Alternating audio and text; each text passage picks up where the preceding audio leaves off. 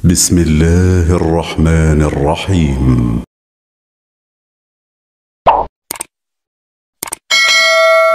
Bismillahirrahmanirrahim. Assalamualaikum warahmatullahi wabarakatuh. Alhamdulillahi rabbil alamin. Wassalatu wassalamu ala rasulillahil karim Sayyidina Muhammadin wa ala alihi wa sahbihi wa dhurriyyatihi wa ummatihi ila yaumiddin. Wa ba'du. Faya ibadallah, usi nafsi wa iyyakum bitaqwallahi faqad fazal muttaqun fala tamutunna illa wa antum muslimun. Faqala ta'ala ya ayyuhalladzina amanu taqullaha haqqa tuqatih wa la tamutunna illa wa antum muslimun. Saudara-saudariku, alhamdulillah berjumpa kembali di malam yang insyaallah mudah-mudahan senantiasa diberkahi oleh Allah Subhanahu wa taala, malam Jumat. Dan semoga Allah menjadikan malam Jumat ini sebagai malam Jumat terbaik di antara sekian malam yang telah kita lalui.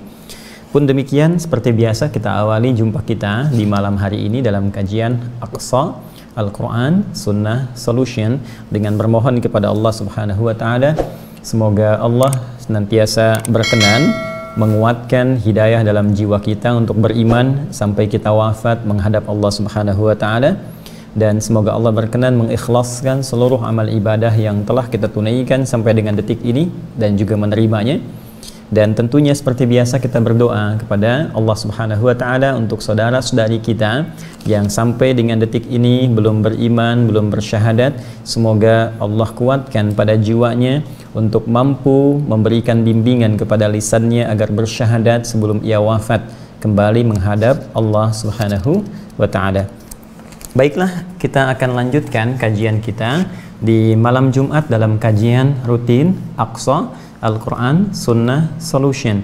Kita masih dalam kajian ayat-ayat Allah Subhanahu wa taala yang tentunya tertuang dalam firman-Nya Al-Quran 30 juz yang telah kita tuntaskan pembahasan surah Al-Fatihah, dan kita telah masuk pada surah Al-Baqarah di pertemuan yang lalu.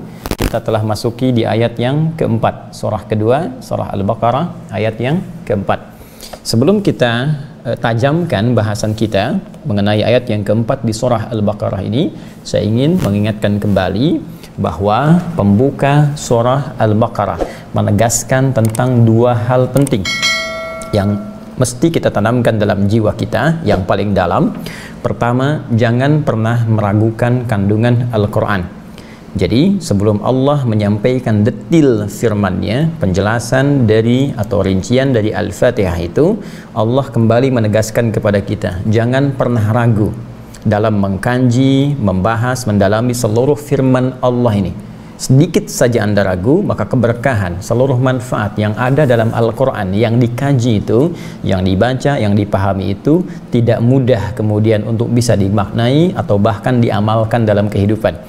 Dan tidak sedikit orang bahkan pandai bisa menghafalnya, paham isinya, tapi berat dalam mengamalkannya.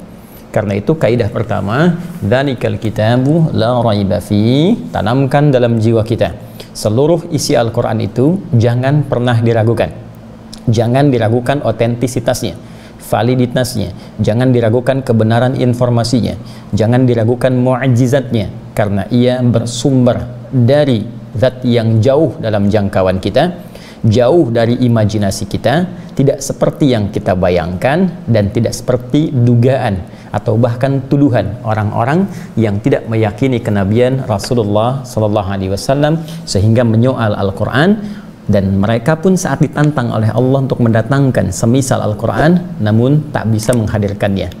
Karena itu kalau kita sudah yakin, maka Allah akan berkenan menjadikan isi Al-Quran yang kita kaji itu sebagai pedoman dalam kehidupan kita, pedoman yang memudahkan segala urusan, pedoman yang mengentaskan segala kesulitan, pedoman yang mendekatkan pada kesuksesan, pedoman yang menghadirkan kebahagiaan, pedoman yang mendekatkan pada keselamatan.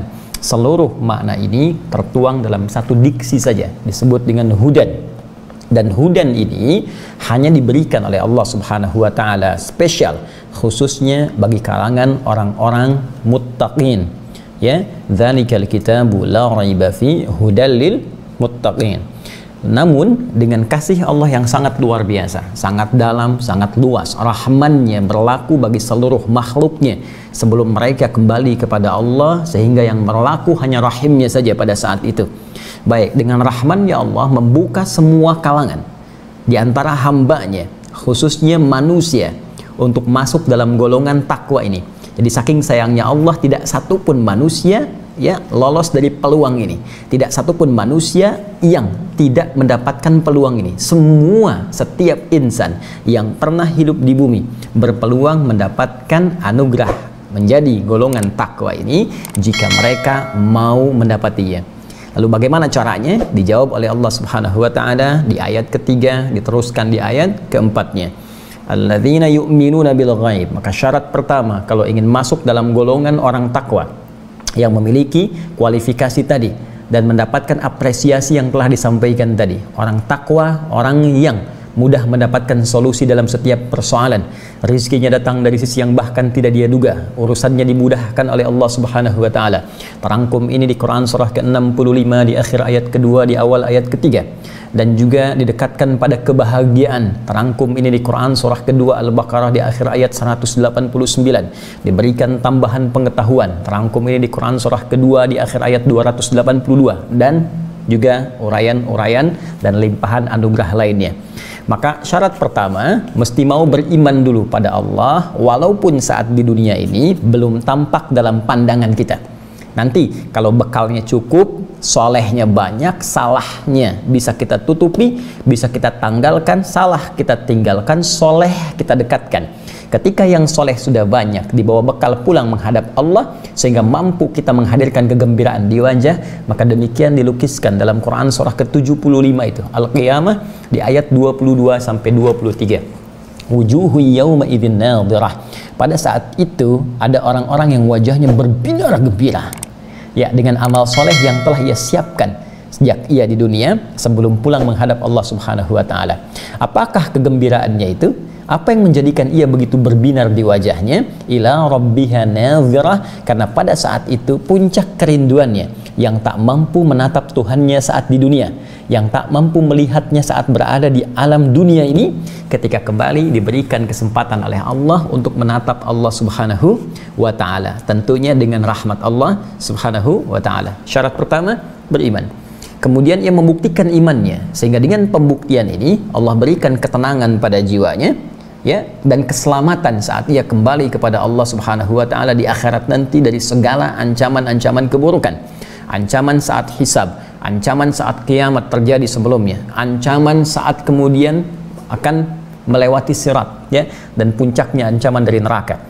Maka diberikan rasa aman, ya, karena itu akar kata aman, amina ya'manu amnan, kemudian ini berderivasi menjadi hibridah, ditambahkan hamzah di depannya menjadi amana yu'minu imanan. Ketika ia mampu beriman, maka diberikan rasa aman dalam jiwanya dan tentram saat ia kembali kepada Allah Subhanahu wa taala. Bagaimana mendapatkan ini semua? Maka ia harus mulai menenun amalan-amalan. Jadi setelah pertama dia lakukan iman kepada Allah dengan amalan hatinya, kemudian yang kedua menunaikan sholat dengan amalan fisiknya. Kita telah tuangkan penjelasan ini bahkan di 2 pekan yang lalu. Karena itu mohon izin, setiap pekan saya tidak bosan mengingatkan, orang takwa adalah orang yang senantiasa meningkatkan kuantitas dan kualitas sholatnya. Cek kembali rekaman kita di pertemuan yang lalu. Ayo, sampai hari ini bagaimana kuantitas sholat yang telah kita tunaikan? Selain yang fardu, sudah berapa banyak sholat sunnah ditunaikan?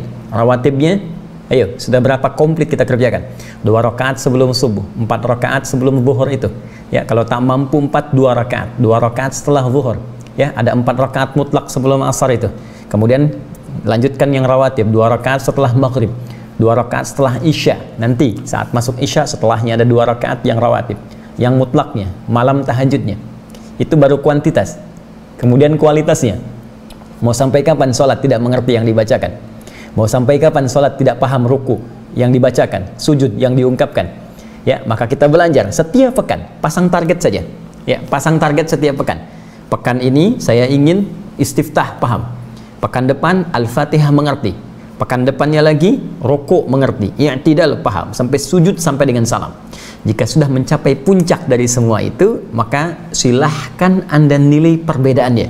dengan sebelum Anda melakukannya, akan terjadi perbedaan yang sangat luar biasa jauh. Ketika lisan Anda berucap Allahu Akbar, pikiran menerjemahkan Allah Maha Besar sehingga setan tidak punya peluang mengganggu pikiran kita. Ya, sulit nanti akan terjadi ketika Anda berucap Allahu Akbar, pikiran otomatis menerjemahkan Allahu Akbar. Maka pikiran mengatakan Allah Maha Besar, dan kita mempersempit ruang setan untuk menggoda. Karena Nabi memberi isyarat ketika Anda mulai bertakbir Allahu Akbar di hadis Abu Daud, kata Nabi, fayaqulu syaitanu, maka syaitan mulai berkata udhkur kata, ingat ini, ingat itu. Nah, maka jangan heran kalau Anda mulai bertakbir, Anda bisa mengingat apa yang tidak ingin Anda ingat nanti saat sholat Isya. Ya, begitu Anda takbir, Anda bisa ingat keterangan saya ini. Itu setan, bukan saya, ya. Hati-hati. Nah, jadi itu poinnya. Kemudian hati Anda memberikan rasa, ya, kemudian memberikan nilai. Ketika lisan berkata Allahu Akbar, pikiran menerjemahkan Allah Maha Besar, hati meresapi, merasakan, ya Allah, aku menetapkan Engkau yang Maha Besar setiap hari, ya Allah. Namun terkadang aku masih merasa besar dalam kehidupan, sombong terhadap pasangan, merasa yang paling hebat dibandingkan dengan tetangga, demikian seterusnya.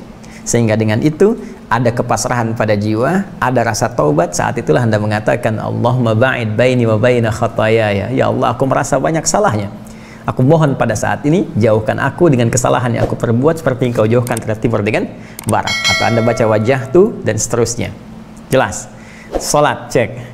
Kalau sudah bisa maksimal amalan fisik, naikkan yang ketiga, amalan harta. Baik, ya, amalan hati, amalan fisik, amalan harta. Wa mimma razaqnahum yunfiqun. Saya pun telah uraikan ini dengan panjang dan sangat lebar. Silahkan cek kembali di uraian yang lalu. Kemudian jika telah berlatih ini, ya, hati-hati. Kalau sudah belajar ilmunya, maka siapkan prakteknya. Minimal dalam sebulan, ya, minimal dalam sebulan kita punya agenda. Ini sholat. Target kita begini, saya paham dulu sampai i'tidal misal. Ya, infak dalam sebulan saya punya anggaran 100.000. Nggak apa-apa, bukan aib. Ya, sehari 1.000 misalnya atau sehari 500 rupiah, nggak apa-apa. Yang penting Anda berlatih mengamalkan dari apa yang kita pelajari. Nanti lihat hasilnya. Bagaimana Allah menepati janjinya. Ingat, Quran surah ketiga ayat 9. Innallaha la yukhliful mi'ad. Allah mustahil tidak menepati janji.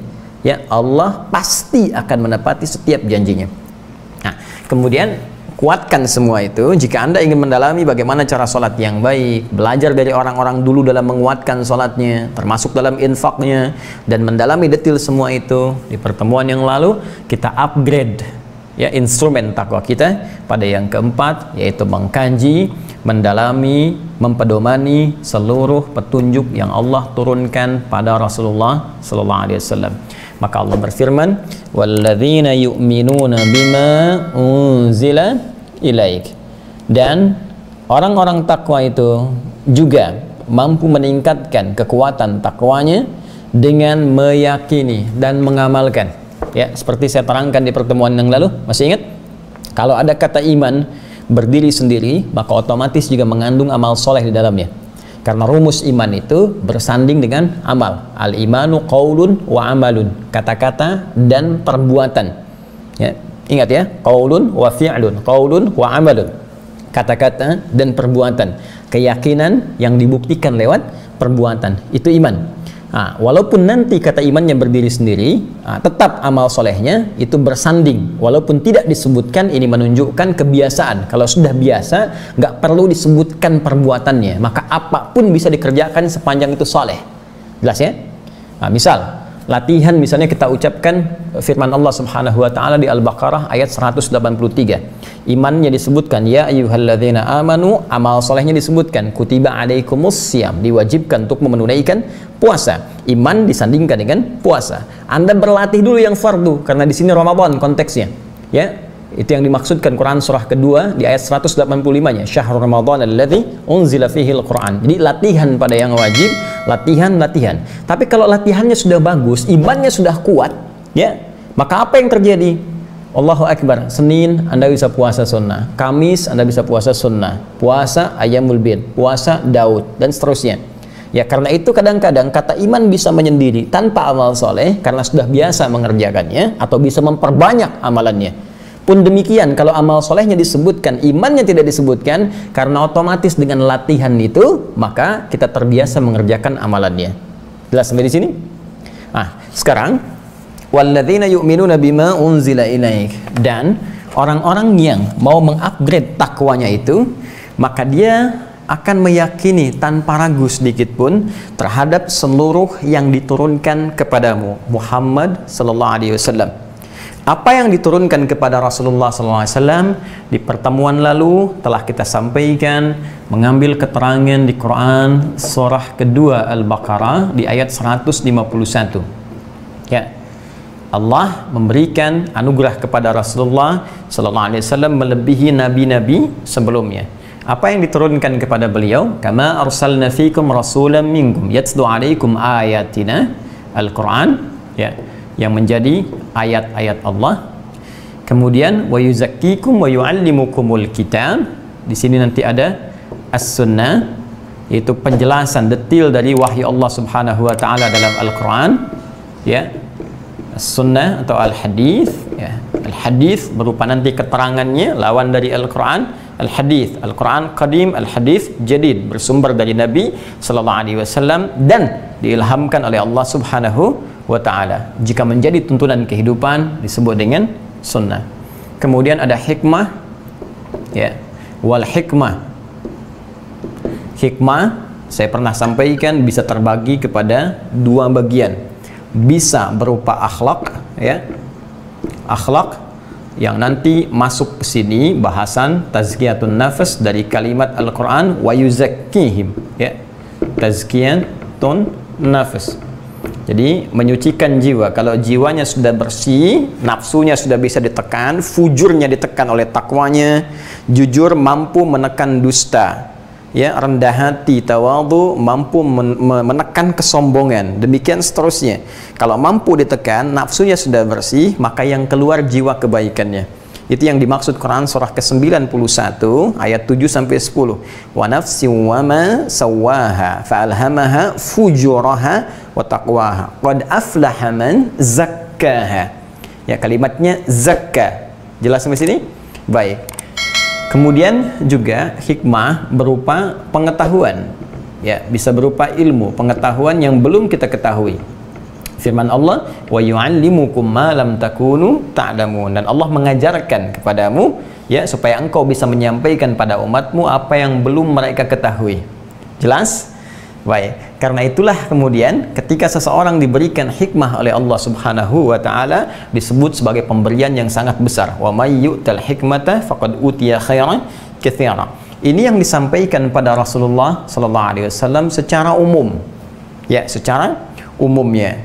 Pun penting diketahui bahwa anugerah Allah yang diberikan kepada Rasulullah sallallahu alaihi wasallam ini bahkan pernah spesifik dimohonkan oleh, ya, kakek moyang para nabi, Abul Anbiya, Nabi Ibrahim alaihissalam, dan juga putra beliau Ismail alaihissalam. Keduanya berdoa setelah tuntas mengerjakan misi dari Allah untuk meninggikan bangunan Ka'bah itu. Setelah selesai kemudian bangunannya, ya, pondasinya ditinggikan kembali, yang hancur di masa Nabi Nuh alaihissalam terkena banjir, ditinggikan kembali fondasinya, meninggikan rafa'a yarfa'u, ya, pondasi disebut dengan qaidah. Kalau banyak qawaid maka direkam di Al-Quran surah kedua Al-Baqarah ayat 127.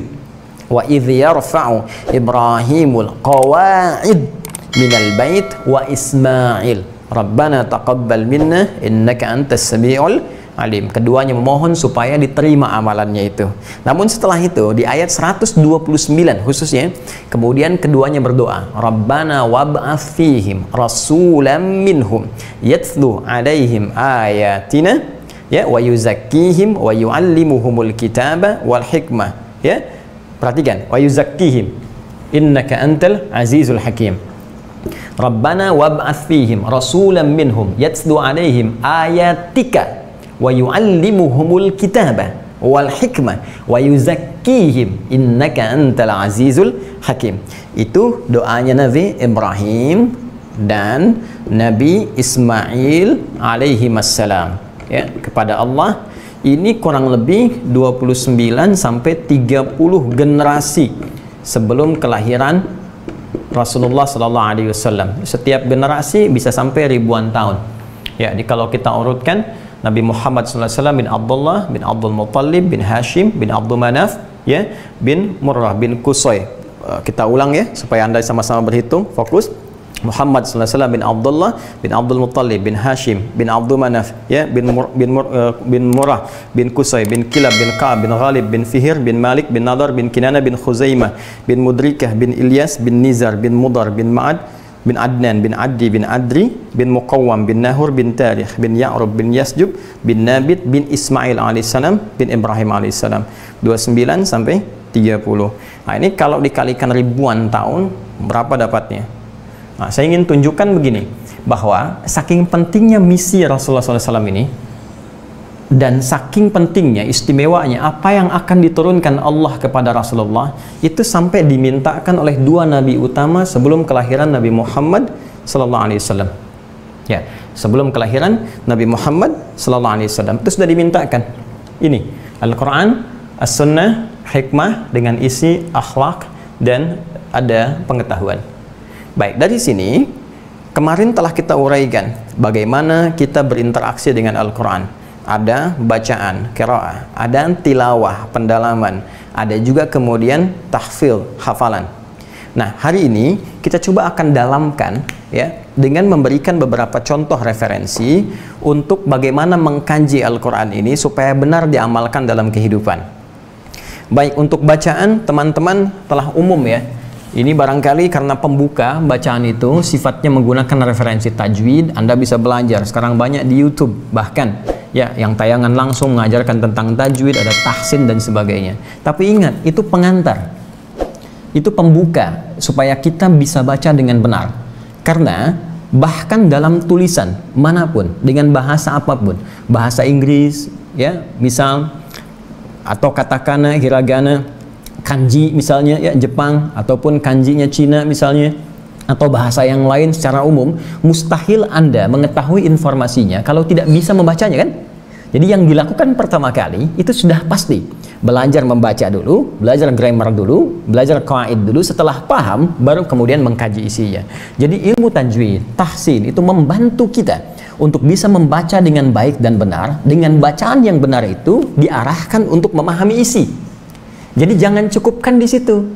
Di tujuan Al-Quran itu bagus dibaca dengan baik, benar, dengan indah, tapi bukan kita fokus di dalam itu sehingga lupa dengan kajiannya. Ya, yang harus kita lakukan adalah semua itu jadikan sebagai kunci, wasilah untuk memahami isi. Jadi jangan sampai ada di antara kawan-kawan bagus, ya, ikut qiraat misalnya, mendalami tentang qiraat bagus, tapi jangan sampai kemudian fokusnya mohon izin ya, hanya terlibat di lomba saja misalnya, hanya terlibat di bacaan, tapi nggak pernah mendalami untuk keisi. Benar, kalau dibaca ada pahala, tapi nanti pedoman ini tidak teraktualisasikan dalam kehidupan kita. Jadi kunci pertamanya, baca, baguskan bacaan, supaya enak didengar, khusyuk saat dibacakan, lalu jadikan itu sebagai kunci untuk memahami. Sehingga ketika dibacakan dengan pemahaman itu, selain kekhusyuan tiba, amalan pun bisa senafas dengan apa yang diinginkan oleh Al-Quran. Baik, sekarang saya ingin tunjukkan beberapa referensi sebagai contoh. Ini umum ya, secara umum dulu, nanti teman-teman bisa juga menggunakan beberapa yang sudah ada, termasuk terjemahan bahasa Indonesia. Saya ambil contoh begini, nanti rasanya akan beda. Anda baca Al-Quran, sudah bagus bacaan, kemudian mulai berpindah kepada tilawah, memahami. Ya, tilawah ini bisa dua, bisa menggunakan mushaf terjemahan. Ada mushaf, ada terjemahnya. Maka ini tahap pertama yang dasar untuk mengerti makna secara umum. Tapi ingat, terjemah bukan tafsir. Ingat ya, bukan tafsir, tapi makna umum dari ayat yang ingin disampaikan. Ya, karena sifatnya umum, maka dia belum detil. Karena itu jangan menyimpulkan kalau paham terjemah, ya, tahu terjemah, itu paham isi Quran, belum tentu. Jelas ya, apalagi sampai memberi fatwa misalnya. Hati-hati ya. Jadi kalau baru terjemah, itu baru mengerti secara umum. Oh, ini loh yang ingin disampaikan, umumnya seperti ini. Lalu bagaimana kita ingin mengetahui kedalamannya? Maka kedalaman itu bisa dilacak lewat penjelasan secara terperinci, detil. Penjelasan secara terperinci, detil, dalam bahasa Arab disebut dengan tafsir namanya. Ya, apa namanya? Tafsir. Maka muncullah kitab-kitab tafsir. Contoh, Ini saya bawakan misalnya yang saya baca At-Tafsir Al-Wasit ya lil Qur'anil Karim. Kalau yang ini sifatnya modern, ya yang kontemporer. Karena kami mengaji langsung ke syekhnya, penulisnya, ya Syekh Muhammad Sayyid Tantawi, Syekhul Azhar, yang sebelumnya, ya sebelum Syekh Ahmad Tayyib itu Syekh Muhammad Sayyid Tantawi. Ini saya belajar juga di Bu'ath dengan beliau, kemudian juga ke Iskandaria, ikut talaqi tafsir beliau, dan pulang saya dapat hadiah kitab ini. Jadi saya berani membacakan, ya bukan maksud mengajarkan, berani membacakan isinya karena pernah belajar dengan penulisnya. Kemudian misalnya kita juga bisa ingin ambil spesifik, kalau ingin yang hukum-hukum saja, ya saya pengen yang ayat-ayat terkait hukum, ya sekitar 300-an ayat, ya apa hukumnya misalnya tentang puasa. Ya, saya ingin belajar hukum tentang spesifik sholat, hukum tentang bisnis, ya, semua hukum yang terkandung dalam Al-Quran.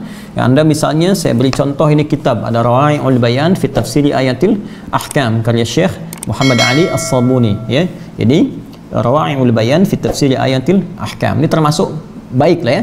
Ya, selain nanti ada lagi kitab-kitab lain yang lebih besar lagi, ya lebih spesifik lagi, lebih banyak, tapi ini rangkuman yang sangat baik. Ya, saya belajar ini sampai khatam 4 kali, ya 4 kali ini kitab. Jadi kita belajar dengan beberapa guru. Nah, ini menariknya menurut kami ini cukup bagus lah. Jadi menjelaskan tentang bahasanya, kemudian menjelaskan tentang pendapat-pendapat ulama dalam setiap ayat, semua ulama mazhab dibahas. Kemudian diberikan keterangan dalilnya. Jadi kalau mazhab Hanafi dalilnya apa? Kemudian mazhab Maliki dalilnya apa? Syafi'i dalilnya apa? Ya Hambali dalilnya apa? Kemudian setelah itu dipadukan. Ya, muqaranah, dibandingkan keseluruhannya, nanti ada tarjih dan kesimpulan. Nah, ini cukup baik. Ya, nanti bisa juga menggali beberapa kitab yang lain, banyak turunan-turunannya, termasuk kitab-kitab klasik, Tafsir Ibnu Katsir, ya. Ada misalnya Al-Bahrul Muhit, ada lagi misalnya Ruhul Ma'ani, ada lagi yang Mafatihul Ghaib, ya, Ibnu Jarir At-Tabari dan lain-lain misalnya, itu bisa kita kaji. Kemudian ini ada lagi yang tafsir ilmi, ya tafsir ilmi ini spesifik di bidang ilmiah, ya ini tafsir Al-Jawahir karya Syekh Tantawi, ya Tantawi Al-Jauhari. Jadi ini teman-teman sekalian tafsir yang memuat tentang ayat-ayat ilmiah dalam Al-Quran, ya disertai dengan gambar, jadi seperti ini tuh, ya. Jadi kalau teman-teman menemukan ayat bahas tentang mata misalnya, ya ayat tentang mata, wata walahum ayunun la yubsiruna biha, ya mereka punya mata tapi tak melihat bisa dengan mata itu. Nah, nanti di sini langsung digambarkan dengan matanya. Ya ada gambar mata, dianalisis ini kemana, ini pupilnya, ini retinanya, ini macam-macamnya, fungsinya apa kaitan mata fisik dengan mata batin, kemudian bagaimana pengaruh hati memberikan dorongan kepada mata dan sebagainya. Ini menarik ya kitabnya. Nah, Ustadz bagaimana? Saya kan belum punya kemampuan baca bahasa Arab. Ya cari terjemahan. Gampang kan? Terjemahan, atau sekarang kalau nggak sempet juga, sekarang banyak, Anda tinggal klik misalnya, ya ada di media sosial, ya sekarang pakai YouTube, pakai macam-macam, tinggal klik keluar kajian tafsir, Anda bisa dengarkan. Ya, tapi tentunya dari ulama-ulama yang terpercaya, thiqah namanya. Ya, kalau Anda ingin singkat-singkat, ini ada asbabun nuzul. Ya, sebab turunnya ayat atau surah, ya seperti ini. Seperti kemarin saya terangkan tentang at-takatsur, ya. Nah, ternyata kan bisa terjadi di masa kekinian, ya. Terus ayat-ayat lain ini ada sebab-sebab yang boleh jadi menginspirasi kehidupan kita. Ada sebab ketika seorang tobat tiba-tiba turun ayat menyanjung dia, ya kan? Ada tiba-tiba orang berpaling, ada ancaman Allah turun, dijelaskan kepada kita supaya dengan itu menjadi inspirasi. Oh, ternyata semua orang itu berpeluang bisa jadi orang soleh walaupun dulu pernah banyak salah. Nah, ini manfaat dari belajar al-asbab an-nuzul. Nah, ini kurang lebih teman-teman sekalian, maksud saya ketika kita ingin meyakini apa yang diturunkan oleh Allah kepada Rasulullah, bagus. Kita yakin Al-Quran itu wahyu. Kita yakin Al-Quran mu'jizat Nabi Muhammad SAW. Kita yakin Al-Quran adalah tanda Allah untuk bisa menunjukkan kerasulan Nabi Muhammad SAW. Tapi lebih daripada itu, ingat baik-baik, semua itu diikat dengan kalimat hudan. Hudan lil muttaqin. Instrumen takwa itu adalah pedoman Allah yang diberikan kepada semua orang takwa. Karena itu ditegaskan oleh Allah langsung dalam Quran surah kedua Al-Baqarah ayat 185. Ketika Allah menurunkan Al-Quran di bulan Ramadan, kalimat hudannya bersanding dengan penurunan itu. Ya, Perhatikan kalimatnya. Syahrul Ramadhan alladzi unzila fihil Qur'an hudal linnas. Di bulan Ramadan yang mulia itu, yang kau puasa itu, diturunkan Al-Quran. Apa tujuannya? Hudan, sebagai petunjuk linnas, bagi semua umat manusia yang ingin mengambil petunjuk dari Al-Quran itu. Ya, jadi ditawaran. Tapi bagi orang takwa itu dipaksa, dalam tanda petik dipaksa ia untuk mengambil petunjuk itu, saking sayangnya Allah kepadanya. Ya, jadi ingat cara membacanya begini. Ya, paksaan Allah kepada kita untuk berinteraksi dengan Al-Quran bukan beban, tapi untuk kebaikan kita, saking sayangnya Allah. Karena ini pusat kebahagiaan, ya, pusat kesuksesan, pusat ketenangan, solusi dari setiap persoalan. Ini semua hidup kita ada di sini. Jalannya ada di sini. Masalahnya disampaikan, solusinya diterangkan, jalan keluarnya ada, lengkap semua. Ya. Jadi kita dipaksa itu dalam tanda petik, sebetulnya bukan paksaan dalam kondisi memberikan beban, bukan, tapi lebih kepada dorongan supaya kita mendapatkan semua keringanan hidup di dunia sampai kita mendapatkan kebahagiaan sejati ketika kembali kepada Allah Subhanahu wa ta'ala. Karena itu bagi orang takwa, walladzina yu'minuna bima unzila ilaik, yakin dan mengamalkan isi Al-Quran adalah bagian dari instrumen takwa tertinggi yang diberikan oleh Allah kepada orang-orang takwa. Jelas? Baik, ini terkait dengan Al-Quran. Nah, kemudian Nabi Muhammad SAW juga diberikan oleh Allah Subhanahu wa ta'ala tugas kerasulannya untuk menjelaskan kandungan Al-Quran. Wah, ada bertanya, Ustaz, bagaimana ini harus dijelaskan? Kenapa nggak semua jelas-jelasnya di Al-Quran? Teman-teman, begini, ini petunjuk umum yang sudah tercantum saja, ya. Itu bagi kita. Anda kebayang nggak kalau dijelaskan semua teknisnya? Seperti apa besaran Al-Quran itu? Seperti apa tebalnya? Ini baru cara berpikir pertama. Ya. Jadi ketika semua disebutkan, cara bangun tidur sampai dengan tidur lagi, dirinci dalam Al-Quran. Begini cara bangunnya, duduk dulu, jangan langsung berdiri, usap mata, hilangkan bekas ngantuknya. Kemudian baca akhir ayat surah Ali Imran, ya 10 ayat terakhir. Kemudian baca doa, terus sampai bangun tidur lagi. Diterangkan rincian, sampai alam kubur, sampai kiamat. Anda kebayang nggak berapa tebalnya itu Quran? Lalu Allah berikan cara yang paling mudah. Ya, dalam Al-Quran yang kemudian dituangkan, dituliskan dalam bentuk mushaf, itu mudah untuk dihafalkannya, kemana-mana dibawa gampang, ya, spiritnya ada di situ, umumnya tertenun di situ, ya, kita ketahui, lalu dijelaskan oleh Nabi supaya ringan kita mengamalkannya. Ya, dengan penjelasan ini tak harus kita menghafalkannya, cukup kita mengamalkannya, maka senafas kita dengan penjelasan Al-Quran. Maka hikmahnya Nabi Muhammad ditugaskan oleh Allah untuk menerangkan isi Al-Quran, salah satunya memberi kemudahan bagi kita untuk mengamalkan semua petunjuk Allah itu. Cukup secara umum disampaikan dalam Al-Quran, yang perlu detil didetilkan, seperti konsep ketuhanan, ya, detil dalam Al-Quran supaya tidak ada peluang bagi kita untuk memberikan penafsiran-penafsiran liar. Nggak ada multitafsir terhadap keesaan Allah Subhanahu wa ta'ala. Qul huwallahu ahad, jelas. Allahus samad, lam yalid wa lam yulad wa lam yakul lahu kufuwan ahad, jelas, tuntas.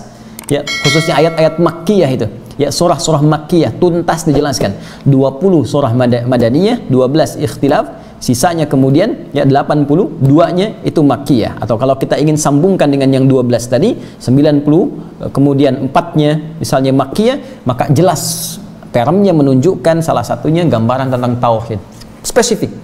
Ya, tapi tentang hukum, tentang akhlak, tentang turunan-turunan sifat dan sikap, ya, dijelaskan oleh Nabi SAW supaya memudahkan jalan kehidupan kita. Penjelasan Nabi itu disebut dengan hadis, ya, segala yang dinisbatkan kepada Rasulullah Sallallahu Alaihi Wasallam, ya, ma nusiba atau ma usnida ila an-nabi Sallallahu Alaihi Wasallam min qaulin au fi'lin au taqririn, ya, dari perkataan beliau berupa penjelasan firman Allah Subhanahu wa ta'ala dalam Al-Quran, au fi'lin atau perbuatan beliau yang menerangkan, ya, firman Allah Subhanahu wa ta'ala di Al-Quran. Contoh, Allah mengatakan di Al-Quran, wa aqimus shalah, Al-Baqarah ayat 43, tunaikan salat. Bagaimana cara menunaikannya? Maka dijelaskan oleh beliau lewat perbuatan beliau. Ya, engkau berwudu dulu, ya, ayat wudu ada, Quran surah kelima ayat ke-6 ada, tapi detailnya bagaimana? Nabi mencontohkan sampai dengan airnya, jenisnya, bagaimana caranya, lalu menghadap kiblat, lalu mulai bertakbir sampai dengan salam, dijelaskan. Ya, itu hadis beliau. Atau takrir, ketetapan Rasulullah sallallahu alaihi wasallam. Ya, atau min sifatin khuluqiyatin atau khilqiyatin, atau sifat dan sikap beliau yang tampak pada beliau, semuanya tuntunan. Ya, jalannya bagaimana, nengoknya bagaimana, sampai dari tidurnya sampai dengan bangun tidur kembali. Nah, itu berupa hadis-hadis Rasulullah SAW, dan semua itu pun yang Allah berikan petunjuk. Ingat kaidahnya di surah An-Najm, wa ma yantiqu 'anil hawa in huwa illa wahyu yuha, dan tidaklah Rasulullah berucap, memberikan statement berasal dari nafsunya, keinginan pribadinya, namun semua itu berdasar petunjuk Allah Subhanahu wa ta'ala. Jadi hadis pun hakikatnya adalah petunjuk Allah yang memudahkan umat Nabi Muhammad SAW untuk mengamalkan semua pedoman yang tercantum dalam Al-Quran. Ketika hadis itu menjadi jalan kehidupan, maka bahasanya diungkapkan dengan nama sunnah. Ya, dari sanna ya sunnu sunnatan. Ya, sunnah itu asal katanya jalan yang ditempuh. Ya, pedoman yang diikuti. Ketika diikuti jadi pedoman, jadi jalan, maka disebut dengan apa?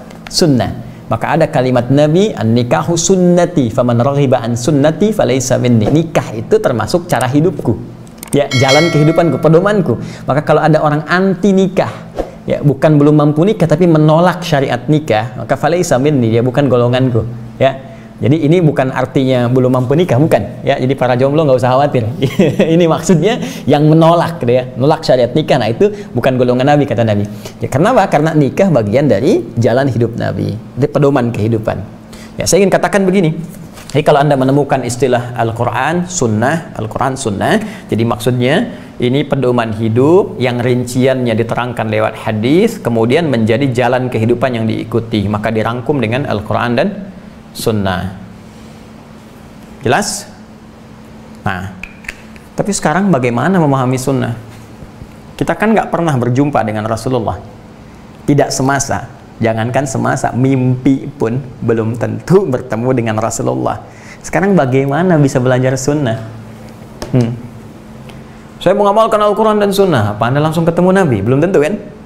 Nah, maka dari itu kita mesti belajar dari referensi-referensi yang tersambung kepada Rasulullah SAW sehingga mengetahui sunnahnya.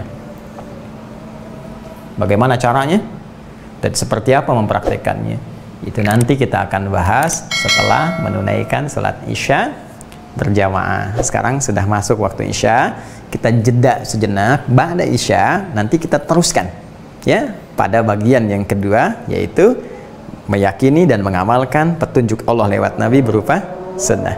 Baik, sudah tiba adzan Isya, kita jeda. Subhanakallahumma bihamdika asyhadu an la ilaha illa anta astaghfiruka wa atubu ilaik. Assalamualaikum warahmatullahi wabarakatuh. Allahu akbar. Bismillahirrahmanirrahim. Assalamualaikum warahmatullahi wabarakatuh. Alhamdulillah wassalatu wassalamu ala Rasulillah wa ala alihi wa sahbihi wa man wala wa ba'du. Saudara-saudariku, kita telah menunaikan salat Isya berjamaah waktu Indonesia bagian barat. Kita bermohon kepada Allah Subhanahu wa taala semoga Allah berkenan menerima salat yang telah kita tunaikan, pun demikian dengan seluruh ibadah-ibadah sunnah yang menyertainya. Demikian kami senantiasa mengajak kepada saudara-saudariku di belahan wilayah manapun, entah di Indonesia ataupun juga di luar Indonesia yang belum masuk waktu Isya, maka kami menganjurkan untuk juga melihat waktunya, menyiapkan dengan persiapan terbaik dan menunaikannya semampu kita dengan penuh kekhusyuan, dan semoga Allah memberikan kemudahan untuk menunaikannya dan juga berkenan menerima ibadah yang ditunaikan insyaallah. Kita coba lanjutkan kembali dalam bahasan kita di malam hari ini. Tadi telah diuraikan menjelang Isya bahwa untuk mengupgrade iman kita sehingga menjadi kualifikasi, mendapatkan kualifikasi takwa, ya, meningkat dari ibadah hati, ibadah fisik, dan ibadah harta ke bagian yang keempat dengan mengamalkan turunan itu. Caranya mengoptimalkan keyakinan kita dengan mengamalkan seluruh pedoman yang diturunkan oleh Allah Subhanahu wa taala kepada Rasulullah sallallahu alaihi wasallam. Dan pedoman pertama adalah Al-Qur'an Al-Karim. Baik, telah kami uraikan bahwa Al-Quran Al-Karim berisi seluruh pedoman Allah yang terkait dengan kehidupan kita di muka bumi ini sampai kita kembali kepada Allah Subhanahu wa ta'ala.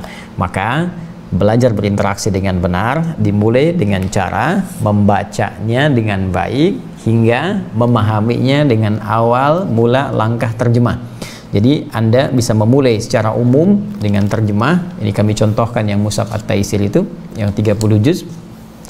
Tapi ini belum menjamin kita mengetahui makna Al-Quran dengan detail.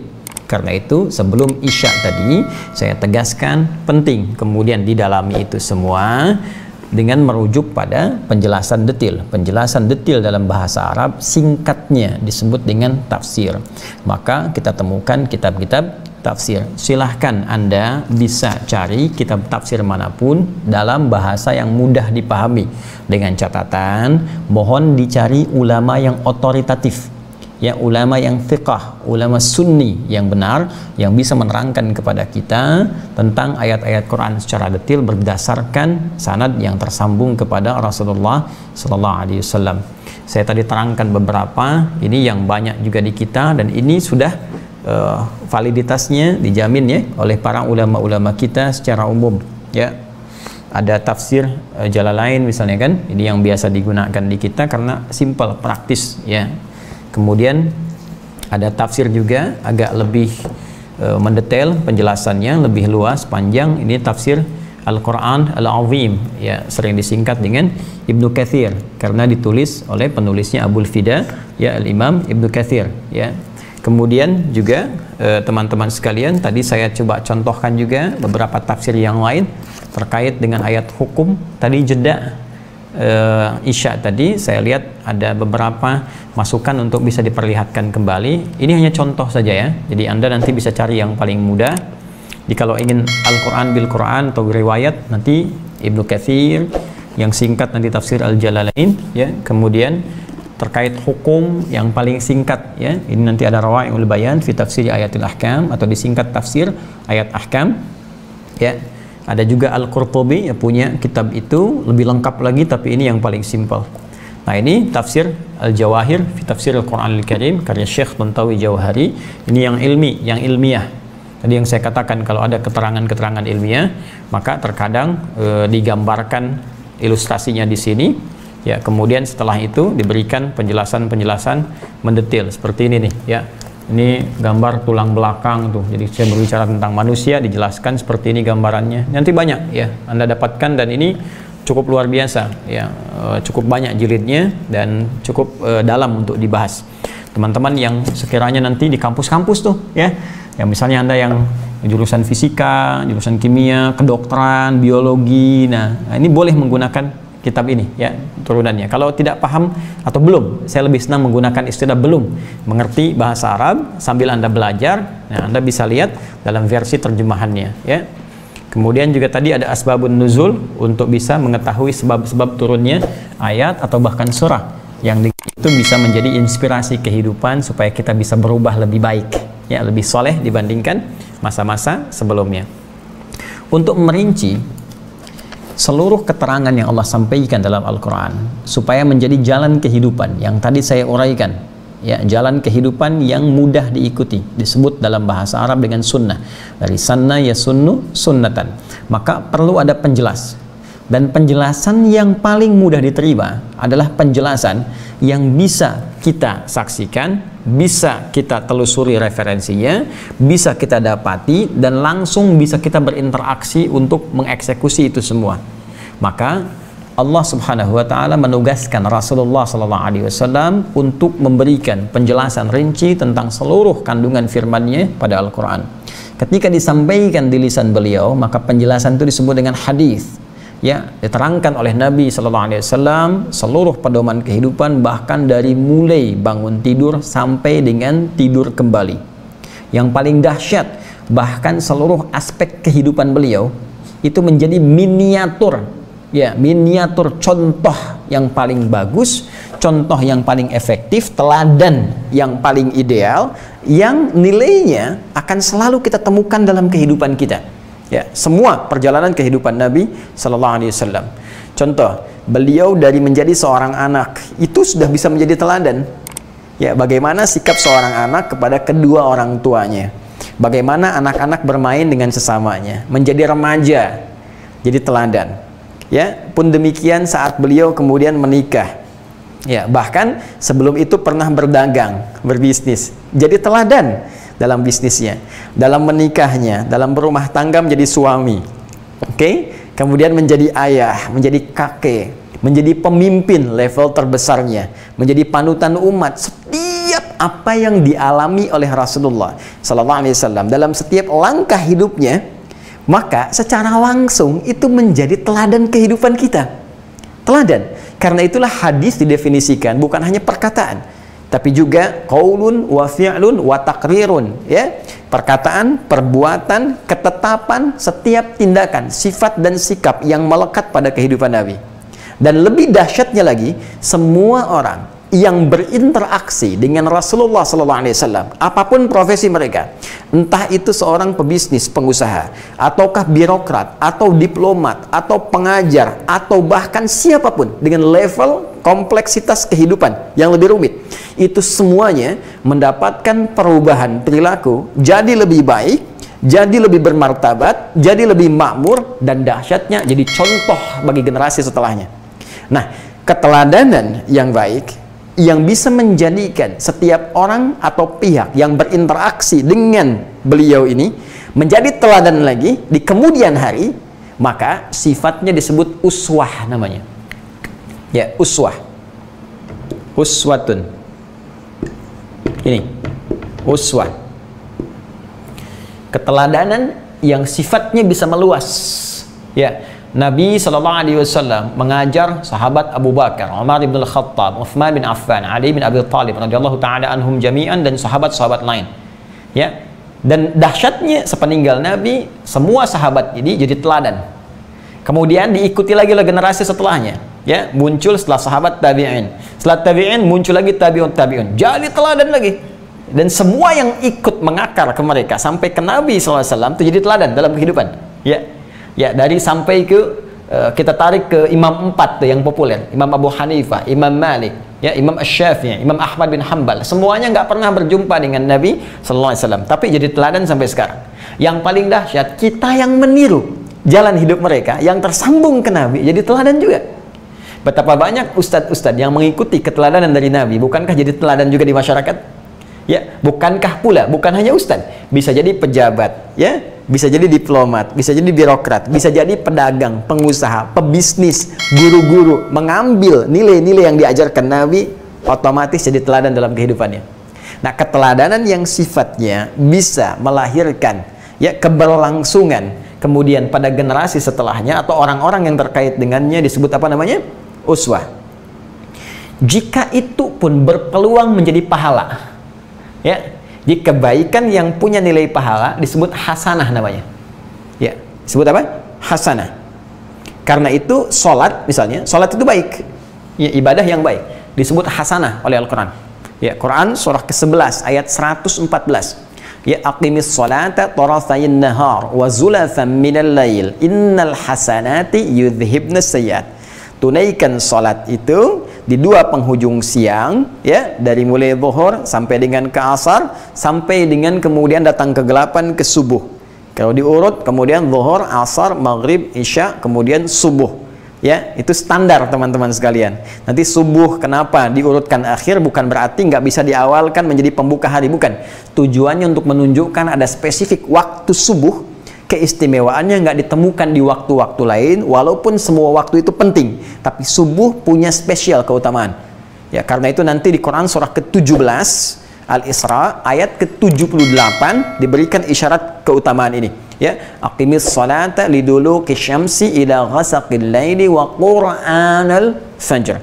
Ya, tunaikan salat dari mulai tergelincir matahari, zuhur maksudnya, sampai datang ke malam. Jadi masuk di sini zuhur, asar, maghrib, isya. Wa Qur'anal fajr. Demikian juga dengan subuh. Jadi bukan cuman sholatnya plus bacaannya, plus wa-nya plus wa Qur'anal fajr. Inna Qur'anal fajri kana masyhuda. Karena semua bacaan yang disampaikan di waktu subuh itu langsung disaksikan oleh Allah dan seluruh malaikatnya siang dan malam. Malaikat siang dan malam, inna malaikatil laili wa malaikatin nahar tajtami'u fi salatil fajri. Ya, kata Nabi sallallahu alaihi wasallam atau bima qala Rasulullah sallallahu alaihi wasallam.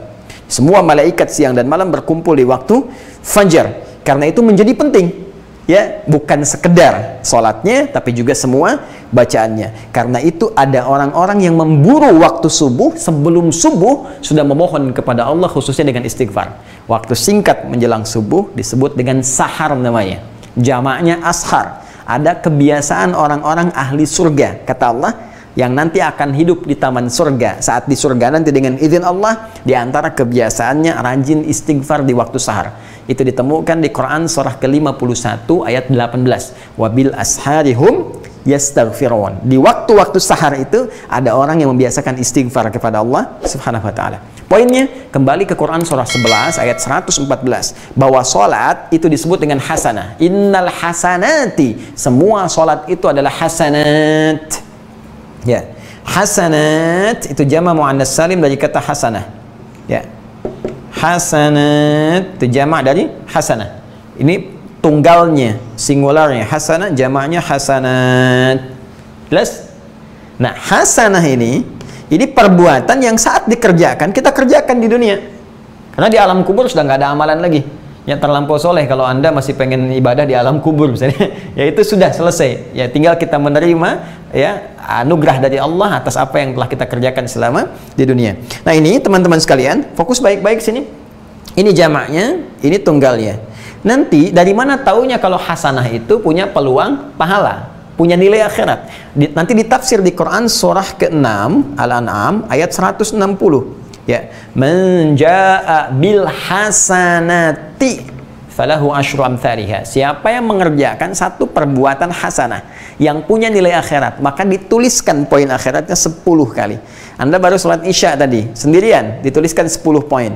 Ya, kalau berjamaah kali 27, kerjakan di masjid kali 25, baru datang sudah dapat 25. Di hadis Muslim, jarak satu keduanya 500 tahun, dua ketiga 500 tahun, tiga keempat 500 tahun. Banyak tuh. Nanti dilihat sebelum meninggal akan ditampakkan oleh Allah Subhanahu wa taala dengan izinnya. Poinnya, hasanah perbuatan baik yang dikerjakan di dunia ya, yang punya nilai akhirat jika dikerjakan karena iman kepada Allah Subhanahu wa taala. Karena itu kita sering berdoa supaya semua pekerjaan dunia kita ini punya nilai ibadahnya. Ya kalau enggak nanti apa bekalnya saat pulang kepada Allah? Ya saya tanya pada Anda nih, tadi Anda bekerja tuh, berangkat gelap tuh, sampai pulang gelap lagi. Atau yang WFH misalnya, ya. Saya mau tanya, Anda ini saat bekerja punya nilai akhirat nggak? Hah? Apalagi yang sudah kerja bertahun-tahun, yang puluhan tahun, apa punya nilai ibadah nggak? Kalau nggak punya nilai ibadah, terus bekal Anda saat meninggal apa? Toh gaji Anda yang Anda kumpulkan, yang dikejar-kejar, yang sekarang ini saya nggak tahu bagaimana mengucapkan kalimatnya. Manusia sudah kehilangan sebagian dari nuraninya. Ya, untuk sesuatu yang akan ditinggalkannya itu bisa saling menghabisi. Ada yang menyingkirkan, menyungkurkan, ada yang membunuh, merampok, ya membegal dan sebagainya. Padahal yang dia dapatkan pun ini pernah berpikir nggak? Hei, Anda pembegal, hei pencuri, hei koruptor, pernah berpikir nggak kalau Anda saat mengambil itu mungkin Anda wafat? Lalu apakah harta haram yang Anda ambil itu Anda akan nikmati? Ini ada pembegal, saat akan membegal, terus dia ambil, dia dapat tas itu, kemudian dia meninggal. Apa Anda nikmati itu? Betapa banyak informasi sampai kepada kita pembegal, dieksekusi, meninggal di jalan. Saya tanya pada Anda, lalu apa yang Anda dapatkan manfaat dari semua itu? Koruptor, Anda merasa nikmat? Anda ambil semua itu, Anda nikmati, lalu ketika Anda minum hasilnya Anda meninggal. Anda bangun rumahnya baru masuk Anda meninggal. Pertanyaan saya, apa yang Anda bawa ke hadapan Rabb Anda? Anda mau jawab apa ketika ditanya di alam kubur? Anda bawa bekal apa? Toh semua yang Anda kumpulkan kalau nggak punya nilai akhirat hilang semua. Ya, masuk ke mulut, tembus ke perut dan keluar lagi, selesai. Jadi kotoran. Dan Anda kembali ke tanah. Lalu apa yang Anda bawa? Dan tidak ada ruginya ketika Anda niatkan sebagai ibadah. Bukankah dunianya dapat juga? Ketika Anda niatkan ibadah, otomatis dunia akan ikut. Tapi kalau tidak Anda niatkan jadi ibadah, cuma sekedar jadi dunia saja. Makanya di Al-Baqarah ayat 200, ada orang-orang yang bekerja untuk dunia saja. Ya, faminan nasi may yaqulu rabbana atina fid dunya wa ma lahum fil akhirati min khalaq. Ya, ada orang yang orientasinya dunia saja, yang penting kumpulkan, akhirat gimana nanti. Berpikir Anda, nanti bagaimana? Tapi ada di antara mereka yang menyiapkan amalan dunianya menjadi tabungan akhirat. Maka di ayat 201-nya Allah berikan penjelasan. Wa minhum may yaqulu rabbana atina fid dunya hasanah wa fil akhirati hasanah wa qina adzabannar. Dan ada di antara mereka yang orientasi hidupnya, pekerjaan dunianya semua jadi hasanah. Artinya apa? Saat dikerjakan yang baik-baik saja dan punya nilai akhirat. Jadi dunia hasanah itu yang dikerjakan yang baik, bukan yang salah, bukan yang haram. Kalau Anda jadi pejabat yang baik, buat keputusan yang baik. Jadi pedagang, pengusaha, berusaha dengan baik, jangan menipu, jangan curang. Banyak surat terkait itu. Wailul lil mutaffifin, celaka orang yang curang, celaka orang yang menipu, ya. Celaka pelaku riba, celaka orang yang memonopoli suatu kebaikan, ya, untuk dirinya sendiri dalam konteks negatif. Hati-hati. Nah, karena itu penting saya tegaskan, orang-orang yang punya tabungan akhirat, maka di dunianya pun orientasinya semua baik. Bagaimana caranya pekerjaan saya baik, jalurnya baik, caranya baik, eksekusinya baik, hasilnya pun baik. Tapi apakah semua yang baik itu punya nilai di hadapan Allah? Belum tentu. Kalau tidak diniatkan semua karena iman kepada Allah Subhanahu wa taala. Ya. Jadi kalau Anda ada, ya sudah diisyaratkan di Quran, teman-teman, surah ke-25 Al-Furqan ayat ke-23. Jadi kisahnya di zaman Nabi pun ada orang baik dia, ya, suka bantu, bangun jalan, bangun itu, tapi nggak beriman. Ya, maka keadilan Allah menjadikan balasannya untuk dunia saja. Karena pekerjaannya orientasi dunia, dia tidak yakin dengan akhirat, tidak yakin dengan kuasa Allah di akhirat, maka Allah balas, keadilan Allah menjadikan dibalas saat di dunia. Karena ia mengerjakan untuk orientasi dunia saja. Maka Allah berfirman, wa qadimna ila ma 'amilu min 'amalin faja'alnahu haba'an manthura. Ya, maka kami dahulukan dengan keadilan kami berikan dengan cepat seluruh balasannya saat di dunia. Karena itu dia diapresiasi di dunia, dianggap orang baik, dituliskan dengan tinta sejarah, ini orang baik, pernah bantu segalanya, tapi tak punya nilai saat di akhirat, karena kaidah akhirat aturannya beda dengan dunia. Jadi ketika semua dunia ditanggalkan, pindah ke alam kubur, maka aturan alam kubur yang berlaku, bukan aturan dunia. Karena itu semua bekal dunia nggak bisa dibawa ke kubur. Ya, ingat. Dan aturan pun berpindah, berubah. Apalagi pindah ke akhirat, aturan dunia nggak bisa dipakai. Karena itu dikatakan telah meninggal dunia, meninggalkan semua yang terkait dengan dunia, termasuk aturan-aturannya. Jadi nggak bisa aturan dunia dibawa ke alam kubur. Sama aja. Anda mau orang paling hebat, ya, jabatan paling tinggi atau struktur militer paling hebat, mau jenderal, ya, sampai ke kopral, sampai ke bawah, tetap sampai di alam kubur semua sama. Ukuran tanahnya sama dan selesai. Ustadz juga sama, mau kiai, mau habib, mau siapapun ustadz. Sama aja dengan jamaah, masuk ke alam kubur sama. Cuma nanti perlakuan aturannya bisa berbeda ketika masuk di dalam, tergantung amal apa yang dibawa. Karena itu saya sarankan, ingat-ingat wafat. Ingat-ingat. Setidaknya memperbaiki kehidupan kita. Tidak usah kita mencela orang, tidak usah memikirkan orang. Tapi kita mengoreksi diri sendiri. Ya, ingat, yang kita sampaikan ini aturan standar. Aturan standar sangat dipahami. Jadi kalau Anda merasa kurang berkenan dengan apa yang saya sampaikan, bukan kata-katanya yang salah. Mungkin dalam diri kita ada kesalahan yang harus diperbaiki supaya kita kembali. Ya, karena kaidah itu sederhana, ada baik, ada buruk. Ya, kalau disampaikan baik, Anda menolak, berarti ada yang buruk dalam jiwa yang harus diperbaiki. Ya, tapi kalau disampaikan keburukan, Anda menolak, berarti di jiwa Anda ada kebaikan. Diajak mabuk, nggak mau, berarti baik jiwanya. Ya, diajak sholat nggak mau, padahal Anda muslim, berarti ada yang kurang tepat dalam jiwanya. Ini persoalan saja. Jadi kalimat standar. Tinggal bagaimana kemudian kita saling mendoakan untuk berbuat baik. Saya pun mendoakan. Ya, saya tidak membiasakan diri untuk mencela. Itu jauhkan dari manhaj kehidupan kami. Kita mendoakan, kita mengajak, dan terserah Anda. Kita tidak memaksa. Fadzakir innama anta mudzakir lasta alaihim musaitir. Kembali ke sini. Jadi hasanah, setiap perbuatan baik yang punya nilai akhirat. Jadi, perhatikan baik-baik. Nabi SAW ketika membawa jalan hidup disebut dengan sunnah. Sunnah.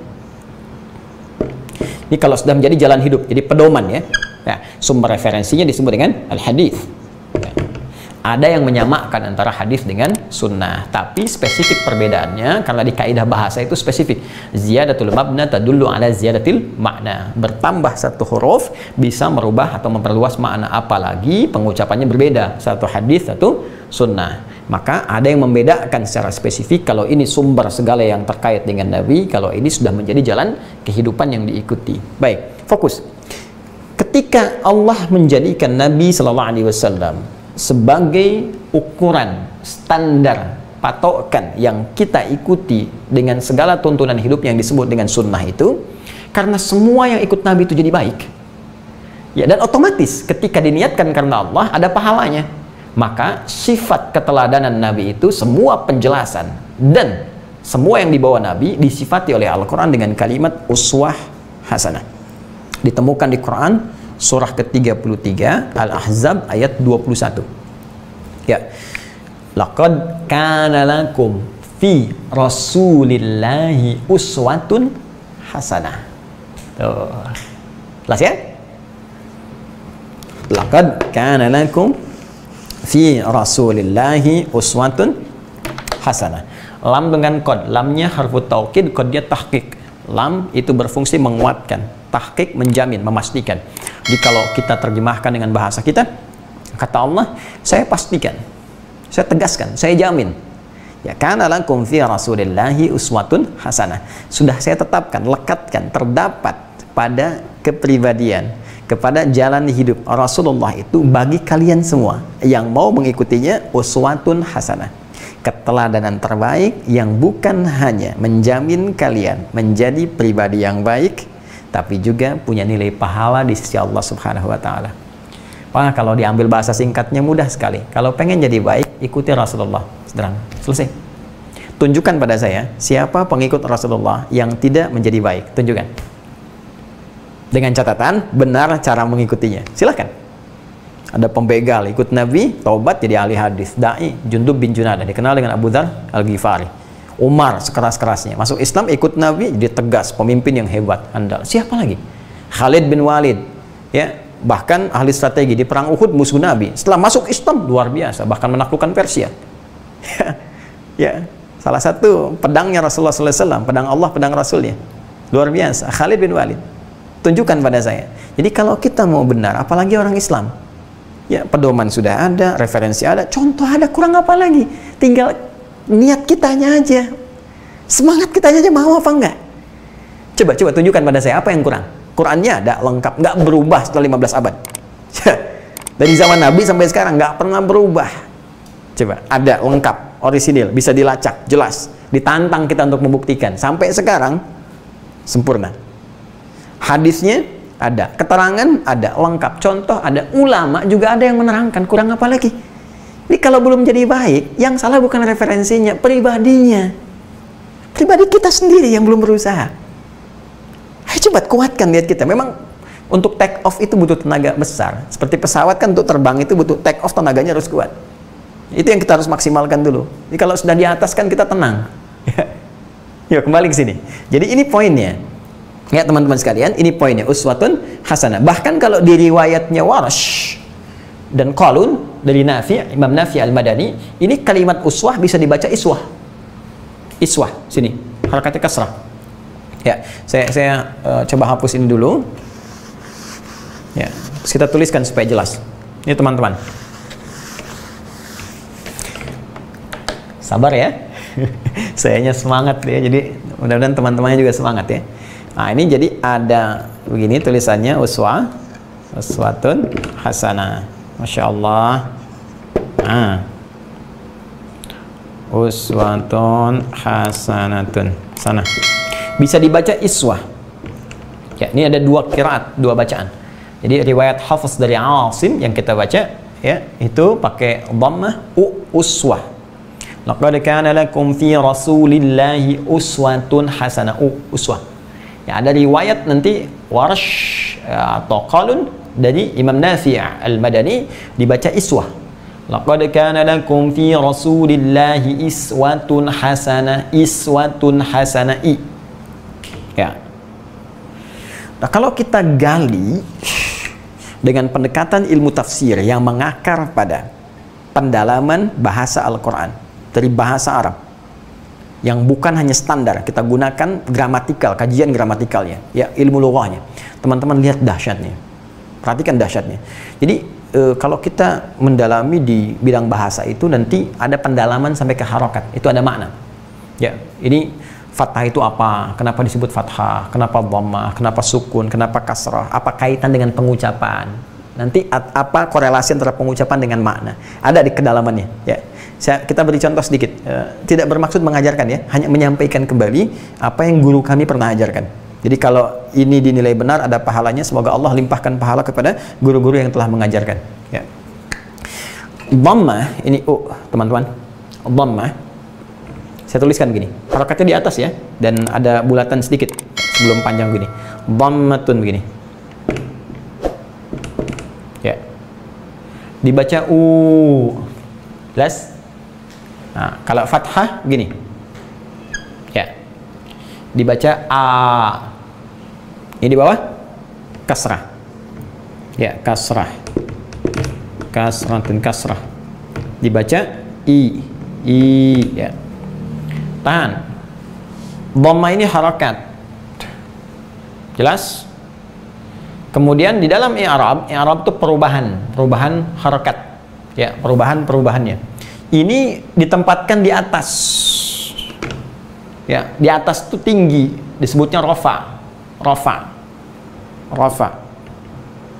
Di alamat rafa'nya dhammah. Lihat baik-baik. Dhammah, kemudian rafa itu tinggi. Kasrah di bawah itu rendah, khafad namanya. Khafad. Ya. Khafad, rendah. Fokus. Sekarang lihat. Dhammah dari kata indhamma yandhummu asalnya. Ya. Dhamma yadhummu dhammatan. Ini saya harus turunkan lagi karena begini, kalau saya nerangkan kadang-kadang saya bawa shorof, saya bawa ilmu lughahnya. Ya, ilmu lughah itu ke akar kaitan-kaitannya. Jadi ada beberapa yang kadang-kadang suka salah paham. Ya, salah pahamnya kalau saya sudah masuk ke ilmu gramatikal, ke agak lebih tinggi, nah ini masih ditasrif lewat shorof, jadi nggak ketemu di sini. Ya. Nah, lihat sini, kalau kita mengaji dasar maka dhamma yadhummu dhammatan. Nanti akarnya terkait dengan kata indhamma yandhummu, artinya sesuatu yang berkumpul banyak.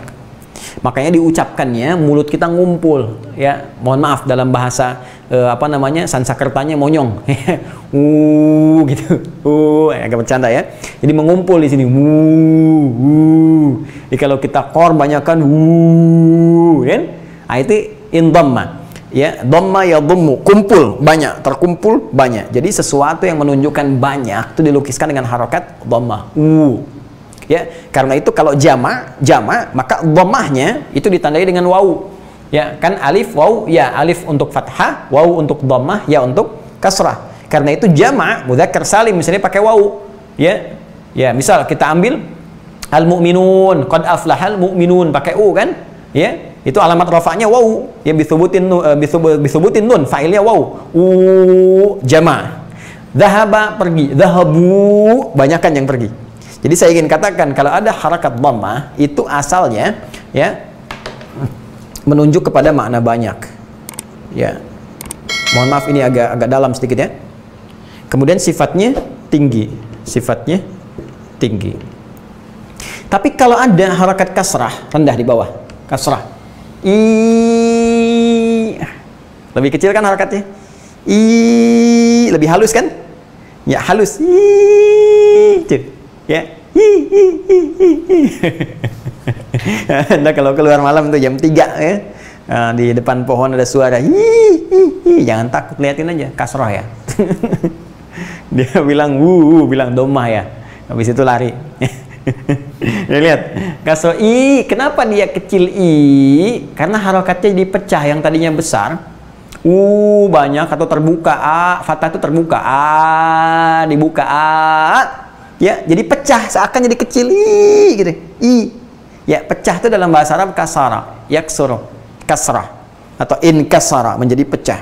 Karena itu disebut kasrah karena suaranya jadi pecah dari tadinya besar terbuka atau jadi jadi kecil. Seakan-akan jadi mengecil. Ya, bukankah kalau sudah pecah jadi kecil-kecil? Kan? Nah, sekarang kalau sudah kecil, rendah atau tinggi? Rendah kan? Karena di bawah posisinya. Karena di bawah rendah dan dia kecil harokatnya, kecil. Bunyinya kecil, rendah. Kenapa uswah bisa dibaca dengan dua cara, U dan I? Seakan memberi pesan kepada kita, semua yang bersumber dari Nabi itu akan jadi teladan. Jangankan yang tinggi-tingginya, yang banyak kita temukan dalam referensi kehidupan beliau. Cara sholatnya yang 1 rakaat bisa bengkak kakinya, mutalaah Qur'annya, murajaahnya, bagaimana ketika sedekah bisa banyak beliau keluarkan, ya. Jangankan yang tinggi-tinggi, yang kecil-kecil pun, yang dianggap rendah pun bisa jadi teladan. Anda nggak percaya? Ikuti cara jalannya Nabi, maka Anda akan jadi teladan. Ketika dipanggil, bagaimana Nabi menoleh? Menoleh dengan seluruh tubuhnya, berbalik. Melontarkan senyuman. Masya Allah. Nabi gembira bersama orang-orang gembira, merasakan kesedihan orang-orang yang sedang dirundung duka. Jadi, jangankan yang tinggi-tinggi, yang kecilnya pun jadi teladan. Itulah sebabnya kenapa ini bisa dibaca dengan dua cara, U ataupun dengan kasrah I. Itu poinnya. Nah, sekarang pertanyaannya, Ustadz, kalau saya ingin mendapatkan semua itu, ingin saya pelajari, dari mana saya temukan? Balik ke sini, dari sunnah. Ini. Nah. Kan? Makanya ada sekarang teman-teman mengajak kembali pada Al-Quran dan Sunnah. Kembali pada Al-Quran dan Sunnah. Al-Quran jelas. Atau saya pengen belajar sunnah, dari mana caranya? Tadi saya katakan sunnah itu kan pedoman hidup. Kalau ingin dicari referensinya, maka ditemukan di sini. Cari hadis-hadis Nabi yang menerangkan tentang sunnah, pedoman kehidupan beliau. Maka caranya dapatkan kitab-kitab hadis. Jadi kitab hadis itu bukan kitab koleksi semata yang Anda duduk tiba-tiba belajar hadis, bukan begitu caranya. Karena setiap ulama pun dalam menyusun kitab hadis mereka itu bahkan mengklasifikasikan ini sunnah kehidupan Nabi. Yuk saya beri contoh ya. Sekarang teman-teman ikuti saya. Perhatikan baik-baik, saya akan menunjukkan kepada Anda beberapa kitab hadis. Perhatikan sini. Ini yang paling populer. Imam Al-Bukhari, teman-teman. Ya, ini satu contoh di antara beberapa mungkin terbitan yang berbeda-beda, covernya isinya sama. Ya, ini ada syarahnya. Ini bukan endorse ya.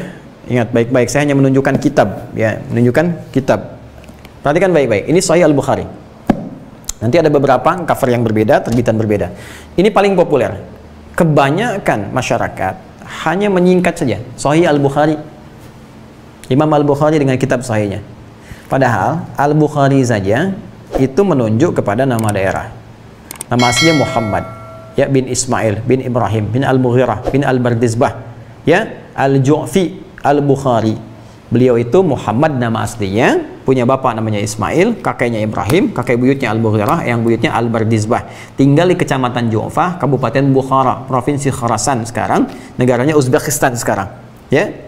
Karena dari Bukhara disebut Al-Bukhari. Cuma yang tidak banyak orang ketahui, itu judul kitabnya sebetulnya nama lengkapnya bukan sekedar Sahih Al-Bukhari, itu singkatan. Seperti di sini disingkat Sahih Al-Bukhari. Ya, singkatannya. Nama lengkapnya Al-Jami As-Sahih Al-Musnad Al-Mukhtasar min umuri Rasulillah sallallahu alaihi wasallam wa sunanihi wa ayyamihi. Tuh. Coba ulangi. Ya. Wah, kalau Anda kreatif namain gerbong kereta tuh dengan nama Sahih Al-Bukhari. Al-Jami As-Sahih Al-Musnad Al-Mukhtasar min umuri Rasulullah sallallahu alaihi wasallam sunani wa ayami. Cuma itu kepanjangan, singkat Sahih Al-Bukhari. Nggak apa-apa menyingkat, tapi harus paham tentang penamaan ini. Al-Jami, kategori kitab ini adalah kitab Al-Jami. Karena nanti setidaknya ada 4 kategori utama. Ada Jami, ada Sunan, ada Musnad, ada Mu'jam. Itu beda. Kalau disebutkan Jami', itu artinya pedoman komprehensif, isinya luas. Ya. Jadi beliau ingin mengatakan, di kitab saya ini saya susun secara umum, luas bahasannya, babnya ada banyak. Ada berapa bab? Teman-teman kalau ngaji Sahih Al-Bukhari ini ada 97 pembahasan. Bahkan setiap bahasannya disebut kitab. Ya, 97. Ini cara ngajinya begini. Bismillah. Sekali lagi mohon izin ya, tidak bermaksud mengajari, hanya menyampaikan kembali apa yang guru kami sampaikan. Kitab Imam Al-Bukhari itu Ya, yang tadi yang disingkat Sahih Al-Bukhari ada 97 pembahasan. Bahkan disingkatnya dengan kitab setiap bahasannya. Nah. Al-Jami As-Sahih, semua isinya kata beliau saya pastikan sahih dengan penelitian beliau. Al-Musnad, semua saya telusuri sampai tersambung ke Rasulullah. Jadi hidupnya diwakafkan untuk menelusuri hadis. Bahkan kalau Anda mengetahui, mendalami, itu 16 tahun ditulisnya. Ya, jadi bukan kaleng-kaleng beliau tuh. Ya, baru belajar sekarang besok berfatwa, tidak. 16 tahun. Ditulis pertama di Masjidil Haram, itu setiap mau nuliskan satu hadis, sholat dulu 2 rakaat, masuk sholat. Ya, kalau ada ketenangan, kadang-kadang berjumpa dengan Rasulullah di mimpinya, gitu kan? Nah, kemudian dapat isyarat ketenangan dalam hatinya, dicek lagi, tulis, sampai disempurnakan saat di Masjid An-Nabawi. Dan beliau berdoa supaya menjadi hujjah di hadapan Allah kelak saat berjumpa dengan Rasulullah SAW. Tuh Al-Imam Al-Bukhari saking ingin yang berjumpa dengan Rasulullah, cari bekal nulis hadis beliau. Ini bekal kita apa nih nanti? Malu berjumpa dengan Nabi, gak punya bekal. Coba lah, main lah. Saya beberapa hari lalu coba ke daerah-daerah, melihat ya kan, suasana di daerah seperti apa, masuk suasana padat. Kawan saya bilangin, kamu pengen masuk surga nggak? Pengen Ustaz. Jangankan kamu, saya bilang, tuh semua orang di sini saya dan kita semua pengen masuk. Kira-kira bekalnya cukup nggak? Ini baru satu kecamatan, satu kabupaten, satu provinsi di Indonesia. 260 juta penduduk Indonesia. Semua pengen, baru Indonesia. Itu yang hidup sekarang, belum yang sebelumnya. Belum yang luar. Kita tuh bersaing. Jadi kalau hidup kita nggak serius, malu kita pulang. Malu. Level Imam Al-Bukhari itu menyiapkan dirinya untuk pulang. Kita mau bawa apa? Jadi kalau nggak sanggup kemudian menuliskan hadisnya, berbagi referensi, setidaknya ya amalkanlah petunjuknya. Atau tinggalkanlah maksiat.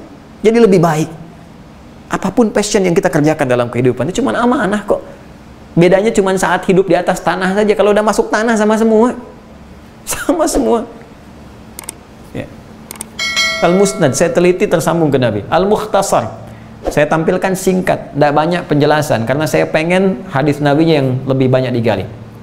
Min umuri Rasulullah sallallahu alaihi wasallam, saya kumpulkan dari semua hal-hal yang terkait dengan Rasulullah sallallahu alaihi wasallam, aktivitasnya, ya.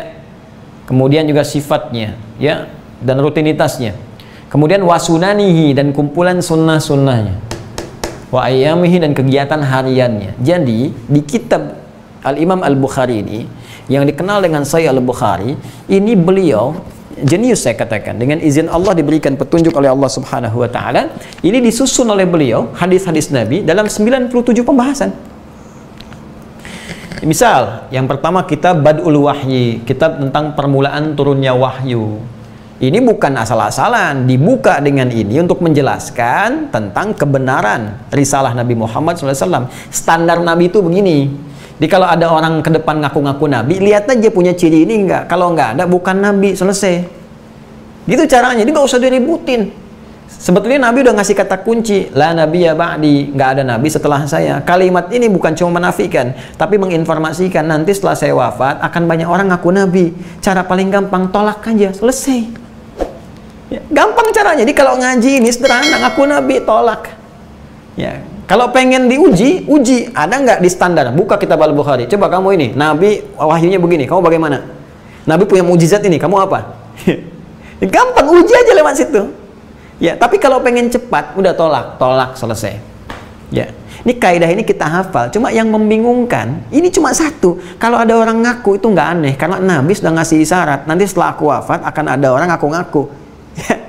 Jadi kalau ada yang sekarang, berarti terbukti kalimat Nabi itu benar, terbukti. Cuman yang bikin heran tuh begini, setiap ada yang ngaku, ada aja pengikutnya, Joni. Tuh. Itu yang bikin pusing tuh. Ya. Coba lihat dulu. AM, pelatih bulu tangkis, Anda bayangkan. Ya, ngaku Nabi, ada pengikutnya. Tanya sama aparat kita, kenapa ngaku Nabi? Saya ke Bogor, Pak, dapat wahyu. Anda bayangin, orang ke Bogor dapat tahles, dia wahyu. Bandung tukang cukur tuh, ya kan? Ngaku Nabi, ada lagi pengikutnya. Jadi kadang-kadang ini yang harus kita pikirkan, dan kadang-kadang melewati batas. Nabi sudah banyak muncul, ibu kota negara lebih keren lagi, ya. LE langsung ngaku malaikat. Ini kan repot gitu ya. Pernah minta izin mendaratkan Jibril di Monas katanya kan, langsung ditolak, tangkap sama aparat kita tuh ya. Aparat kita luar biasa, jangankan teroris, malaikat tangkap tuh. Kayak yang beginian kita dukung ya. Nah, jadi sederhana saja teman-teman sekalian ya. Jadi kembali ke sini, nah ini semuanya terklasifikasi dengan baik. Setelah itu Kitabul Iman bagian kedua. Ini bukan 1-2 hadis. Kitabul Iman, pembahasan tentang iman. Ini pembahasan tentang iman. Setidaknya ada 57 hadis dirangkum oleh Imam Al-Bukhari. Dirangkum, dicari sampai ketemu. 57 ini kurang lebih ya. 57 hadis di bab kedua, 1 bab aja ini. Ya. Ini 57 hadis, teman-teman sekalian. Saya ingin tunjukkan pada Anda, itu rumus. Bagaimana cara kita menguatkan iman? Kan Anda sering tanya, Ustadz, iman saya kadang naik turun. Ya, kayak lift, kadang naik, kadang turun. Kalau sedang naik, semangat, jangankan fardu, sunnah saya kejar. Tapi kalau sedang turun, Ustadz, jangankan sunnah, fardu terlambat. Kadang-kadang di jama, orang jama kosor, jama takdim, Anda jama taksir, rusak gitu. Ya. Subuh jama, ya, sama isya, ada yang subuh jama sama duhur, kan jadi kacau, jadi pecah. Nah, jadi kalau kita pengen menguatkan iman supaya stabil, naik, dijaga, nggak turun-turun. Bagaimana caranya? Ini rumusnya di sini. Ngaji ini. Ngaji. Tuh. Ini baru nyampe sini. Ada Kitabul Ilmi setelahnya. Kitabul Ilmi. Wah, Anda kalau ngajinya benar aja gini, luar biasa. Nanti dia ada hadis-hadis lagi. Referensi cara belajar dari Nabi. Bagaimana cara belajar yang benar, bagaimana cara meningkatkan kecerdasan, bagaimana ngatur waktu belajar, yang udah ngajar, bagaimana ngatur jadwal ngajar, kalau ada kajian khusus ibu-ibu bagaimana, kajian bapak-bapak bagaimana, gabungan seperti apa, ada, referensi-referensi ada, ya, bagaimana metode mengajar, apakah misalnya metodenya mono misalnya, langsung klasikal kayak di kelas, atau misalnya tanya jawab, ada di sini, lengkap. Kalau mau didalami lagi, lebih lengkap lagi. Ada Kitabul Imarah, kitab tentang rumusan menata pemerintahan. Ada Kitabut Tijarah, kitab tentang bisnis. Ya, kalau spesifik ibadah, Kitabus Sholat, tentang sholat dibagi lagi sampai ke jenazahnya ada. Ada Kitabus Siam tentang puasa, dirinci tentang puasa-puasa. Anda kalau mau belajar puasa apa aja ada di sini. Ya, Kitabul Haji ada, hajinya ada, umrohnya ada, sampai Kitabul Marid ada. Allahu Akbar, tentang cara menangani penyakit. Ada. Ya, bahkan beberapa dirinci. Gejala-gejala begini, ada gejala ini, ada yang paling menarik saya riset kemarin tuh. Tapi ya nantilah kalau pihak-pihak tertentu yang sangat penting membutuhkan, ya kita bisa rujukan baru kita sampaikan. Ya, ada gejala-gejala yang sangat menarik. Kalau sesak nafas, kalau pening, kalau imunnya menurun, nah itu nanti seperti ini penanganannya. Kalau ada herbalnya begini, ya pendekatan spiritualnya begini. Ya, kalau nanti seperti ini, lengkap teman-teman sekalian. Ya, sampai nanti ada bab tentang manaqib sahabat. Kemuliaan-kemuliaan para sahabat. Ini luar biasa. Ini 97 pembahasan. Beli 4 jilid 350.000. Anda pulsa berapa tuh? Ya, pulsa berapa? Internet masukin, tagihan listrik bisa naik. Ya, tapi kan tagihan akhirat tuh bisa lebih naik. Coba lihat. Ya, dunia itu ditagih, Anda kelabahkan, akhirat ditagih, Anda mau ngapain? Ya, Anda bisa menghindar di dunia, tinggal di Bekasi, menghindar dulu ke Jakarta. Tapi kalau di akhirat mau lari kemana, Cepi? Anda nggak bisa tembus. Mau lari kemana? Nah, karena itu setidaknya untuk akhirat lah. Ini pun kalau kita dapatkan, dunianya ikut. Nggak percaya silahkan. Demi Allah saya katakan, Anda keluarkan satu bab, Anda dalami. Kalau mau, begini caranya. Di Imam Al-Bukhari ini diajarkan kita metode yang sangat efektif. Jadi beliau ini, ya, kalau sudah mau masuk ke satu bab, teman-teman sekalian, itu dibuka dengan Quran dulu. Umumnya begitu. Jadi ada Quran, baru kemudian ke hadisnya. Nah, kalau kita ingin spesifik, Anda sederhana, keluarkan dari Al-Qurannya. Misal begini, Anda ingin mengaji tentang ayat rumah tangga. Anda sebagai apa? Suami plus ayah, ya kan? Suami juga ayah, ya kan? Kemudian ini nanti ada istri, ya. Istri, is one, is two, istri, istor dan sebagainya. Udah, jangan pakai bahasa Inggris, bahasa Indonesia aja. Istri, ya. Kemudian plus perannya jadi ibu. Ini ada anak. Anda tinggal lihat di Quran apa ayat-ayat rumah tangga. Keluarkan ayatnya. Yuk. An-Nisa misalnya 34, 35-nya, Ar-Rum ayat ke 21-nya. ya, kemudian nanti turunannya yang lain-lain dengan tugasnya, nafkahnya, ngurus anak dan sebagainya. Tinggal Anda keluarkan ini apa ayat Qurannya. Ustadz, saya kan belum hafal Quran, sekarang banyak indeks, ketik, klik, sekali keluar nih ayat-ayatnya, keluarkan, tadaburi, cari tafsirnya. Setelah itu lihat hadisnya, keluarkan babnya, bab rumah tangga. Lalu dalami, bikin target, kajian tematik. Ya, dalam kehidupan kita kan nggak tahu kapan pulang, tapi kita bisa berikhtiar menyiapkan cara pulang yang terbaik. Kan? Nah, sebulan ini saya belajar kita berumah tangga dulu. Bismillah, insya Allah ya Allah, Engkau berikan jalan padaku untuk berikhtiar. Saya pengen kerja supaya baik. Oke, keluarkan babnya dulu. Bab pekerjaan, tentang mencari nafkah. Apa yang mau dicari? Passionnya apa? Mau bisnis? Mau mengajar? Mau lewat kedudukan? Mau apa? Mau kerja umum? Keluarkan ayatnya. Setelah itu buka hadisnya. Ikuti. Dan demi Allah saya katakan, semua sahabat-sahabat dan jejak-jejak generasi yang mengikuti petunjuk ini, demi Allah saya katakan, tidak ada yang tidak sukses satupun. Semua berhasil. Sesuai dengan pilihan masing-masing. Passionnya bisa berbeda, cuma kesuksesannya, meraih kesuksesan dengan taraf yang sama. Ya, Abu Bakar, beliau seorang pengusaha, ya, yang kemudian di birokrat juga, jadi pemimpin. Ya, kemudian ada Amr bin As, seorang diplomat. Kemudian ada Ali bin Abi Thalib, seorang pengajar. Ya, ada Utsman bin Affan, seorang pengusaha. Abdurrahman bin Auf juga pengusaha. Sukses semua. Tapi hebatnya, mereka tidak meninggalkan tahajud. Tiap malam mereka tahajud, mereka bisa sedekah, aset mereka bisa dibagi.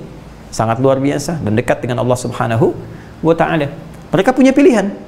Ya, mungkin hartanya sahabat Ali bin Abi Thalib karramallahu wajhah tidak sebanyak Utsman, tapi ilmu untuk pengajarannya itu menjadi bekal yang terbaik saat pulang. Mungkin selevel atau bahkan lebih dibandingkan dengan hartanya Abdurrahman bin Auf. Ya, Bilal bin Rabah, mungkin harta tidak sebanyak Utsman, Abdurrahman bin Auf, ilmu tidak secerdas Ali, tapi tenaganya luar biasa. Suaranya kalau adzan dahsyat. Makanya ketika beliau adzan, Allahu Akbar, Allahu Akbar, Nabi langsung komen. Begitu selesai kata Nabi, saya mendengar suara terumpahmu di surga. Saya mendengar suara terumpahmu di surga. Bilal mikir, adzan aja udah ke surga, ngapain saya bisnis kayak Abdurrahman bin Auf? Nah, ini ya, kalau kita ingin turunkan, mungkin bisa, ya, saya tidak ingin mengatakan mengajari, tidak, mungkin bisa kita turunkan dulu nih, akhiratnya mau kemana, surga apa yang ingin dapatkan, rahmat apa yang ingin kita kejar dari Allah Subhanahu wa Ta'ala. Lalu jadikan kurikulum kehidupan, ambil hadisnya. Ya, Anda cita-cita ke surga Firdaus, pernah nggak mengeluarkan ya karakter penghuni surga Firdaus itu seperti apa? Keluarkan. Setelah itu hadisnya tambahkan, ikuti, begitu aja hidupnya. Jadi apapun Anda, mau pengajar, mau di militer, mau di birokrat, pengen ke situ, ikuti jalannya.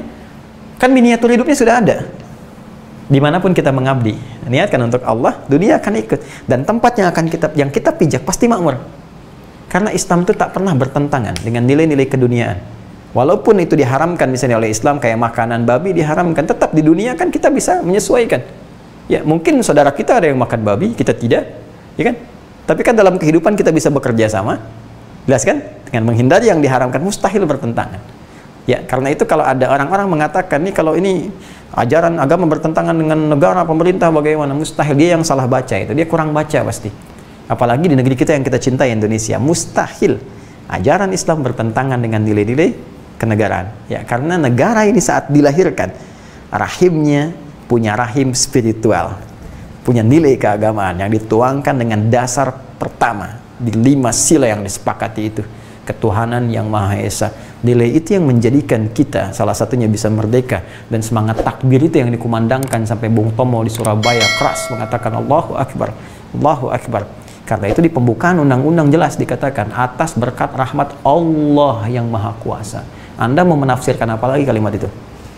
Ya, dan dengan didorong oleh keinginan luhur, atas berkat rahmat Allah yang Maha Kuasa, dan dengan didorongkan oleh keinginan luhur. Ya, di keinginan luhur dari dulu sudah pengen, luhur keinginan, udah banyak. Cuma berkat rahmat Allah itu belum turun. Begitu turun, keinginan luhur pun bisa dirasakan. Ya, maka merdeka nikmat kita dapatkan saat ini, kita jaga kemerdekaan dengan menjaga negeri kita. Bagaimana cara menjaganya? Yaitu undang-undang kita terapkan. Ya, kemakmurannya, asetnya dijaga. Ya, jadilah warga negara yang baik. Ayo belajar, teman-teman yang belajar, lalu hidupkan negeri kita, makmurkan, sukseskan, balik, dan tinggalkan perbuatan-perbuatan kotor. Korupsi tinggalkan, pencurian, perampokan, yang kotor, jauhilah. Apapun profesi kita. Kalau memang semangat kita ingin membangun, ini benar, niatnya benar, pasti makmur. Kurang apa lagi? 6 selat di muka bumi, 4-nya ada di Indonesia. Kita khatulistiwa, mineralnya paling banyak di kita, kurang apa lagi? Bangsa kita cerdas-cerdas, lidah orang Indonesia dibawa kemanapun, belajar bahasa apapun, bisa mirip. Orang Indonesia belajar bahasa Inggris kayak orang Inggris, belajar bahasa Arab kayak orang Arab. Silahkan cek penduduk negeri lain. Anda bisa lihat. Saya nggak perlu contohkan. Cuma Anda bisa saksikan bagaimana Allah berikan anugerah besar kepada kita. Tinggal kitanya sekarang punya visi membangun yang lebih hebat untuk bisa menjadikan kehidupan kita lebih makmur dan jaya. Tentunya dengan niat ibadah karena Allah Subhanahu wa taala. Yuk. Nah, ini caranya, teman-teman. Kurang lebih seperti ini. Dan kitab hadis itu versinya banyak nanti, ya. Versi yang dimaksud adalah versi untuk memudahkan kita. Sejalan dengan Imam Al-Bukhari ada Imam Muslim, ya. Sebelum ke Imam Muslim ini ada syarahnya. Jadi kalau di sini kan tadi kata Imam Al-Bukhari mukhtasar, ya, singkat padat. Kalau ingin tahu kedalaman maknanya, penjelasannya, maka bisa dibaca oleh kita semua karyanya Imam Ibnu Hajar Al-Asqalani. Ini Fathul Bari namanya. Ya, Fathul Bari fi Syarah Sahih Al-Bukhari. Kurang lebih ada 16 jilid. Ya, 16 jilid dengan muqaddimah dan penutup 2 jadi 18 totalnya semuanya. Ya, ini masih asli ya. Imam Ibnu Hajar Al-Asqalani nggak bisa bahasa Indonesia. Ini masih bahasa Arab. Nah, ini ada terjemahannya, sudah ada, insya Allah. Ya, sekarang zamannya mudah, Anda tinggal klik media sosial keluar, tuh kan, bisa dengan mudah didapatkan. Kemudian yang senafas dengan Imam Al-Bukhari ada Sahih Muslim. Nah, seperti ini misalnya. Ya, ini manhajnya serupa dengan Imam Al-Bukhari karena gurunya. Ya. Al-Imam Al-Bukhari lahir tahun 198 Hijriah. Al-Imam Muslim itu di kisaran 204 Hijrah. Ya, 2 tahun setelah Abu Daud. Imam Abu Daud 202 Hijrah, Imam Muslim 204 Hijrah. Ya, kurang lebih demikian teman-teman sekalian. Jadi Imam Abu Daud muridnya ke Imam Ahmad bin Hanbal, Imam Muslim, Imam Al-Bukhari ke Imam Asy-Syafi'i. Teruskan nanti pendalamannya. Nah, ada kitab Sunan misalnya. Nah, kalau tadi Jami, ya. Al-Bukhari, Muslim, Jami. Kitab Sunan, kitab yang disusun berdasarkan hadis-hadis yang disusun berdasarkan urutan ibadah, bab-bab ibadah. Ya, misalnya Sunan Abu Daud, Sunan An-Nasa'i, kan? Nah, itu disusunnya berdasar apa? Bab-bab fikih ibadah. Jadi kita buka dengan taharah, bab taharah, kemudian bab salat dan seterusnya. Beda dengan Al-Jami ini dibukanya dengan Badul Wahyi, kitab iman. Ya, kalau Sunan, jadi kalau Anda ingin spesifik, jadi begini cara berpikirnya. Jadi di sementara awam tuh kalau bukan Rawahul Bukhari itu dhaif. Nah, ini pasti belum belajar ilmu hadis. Ya, ini belajarnya terlalu advance sehingga ada sebagian nggak nyampe gitu ya. Nah, jadi kita cari bahasa yang baik lah. Jadi jangan lompat dulu, pahami dulu baik-baik. Sunan Abu Daud misalnya, kenapa disebut Sunan? Jangan disimpulkan kalau bukan Al-Bukhari itu nggak sahih, bukan. Ini maksudnya kitab ini disusun berdasar urutan fikih. Jadi kalau Anda ingin mencari tentang bab cara sholat, kalau ingin cepat langsung ke Sunan Abu Daud misalnya, udah ambil, buka bab sholat, maka referensinya ditemukan lebih lengkap karena spesifik ya tentang masalah fikih.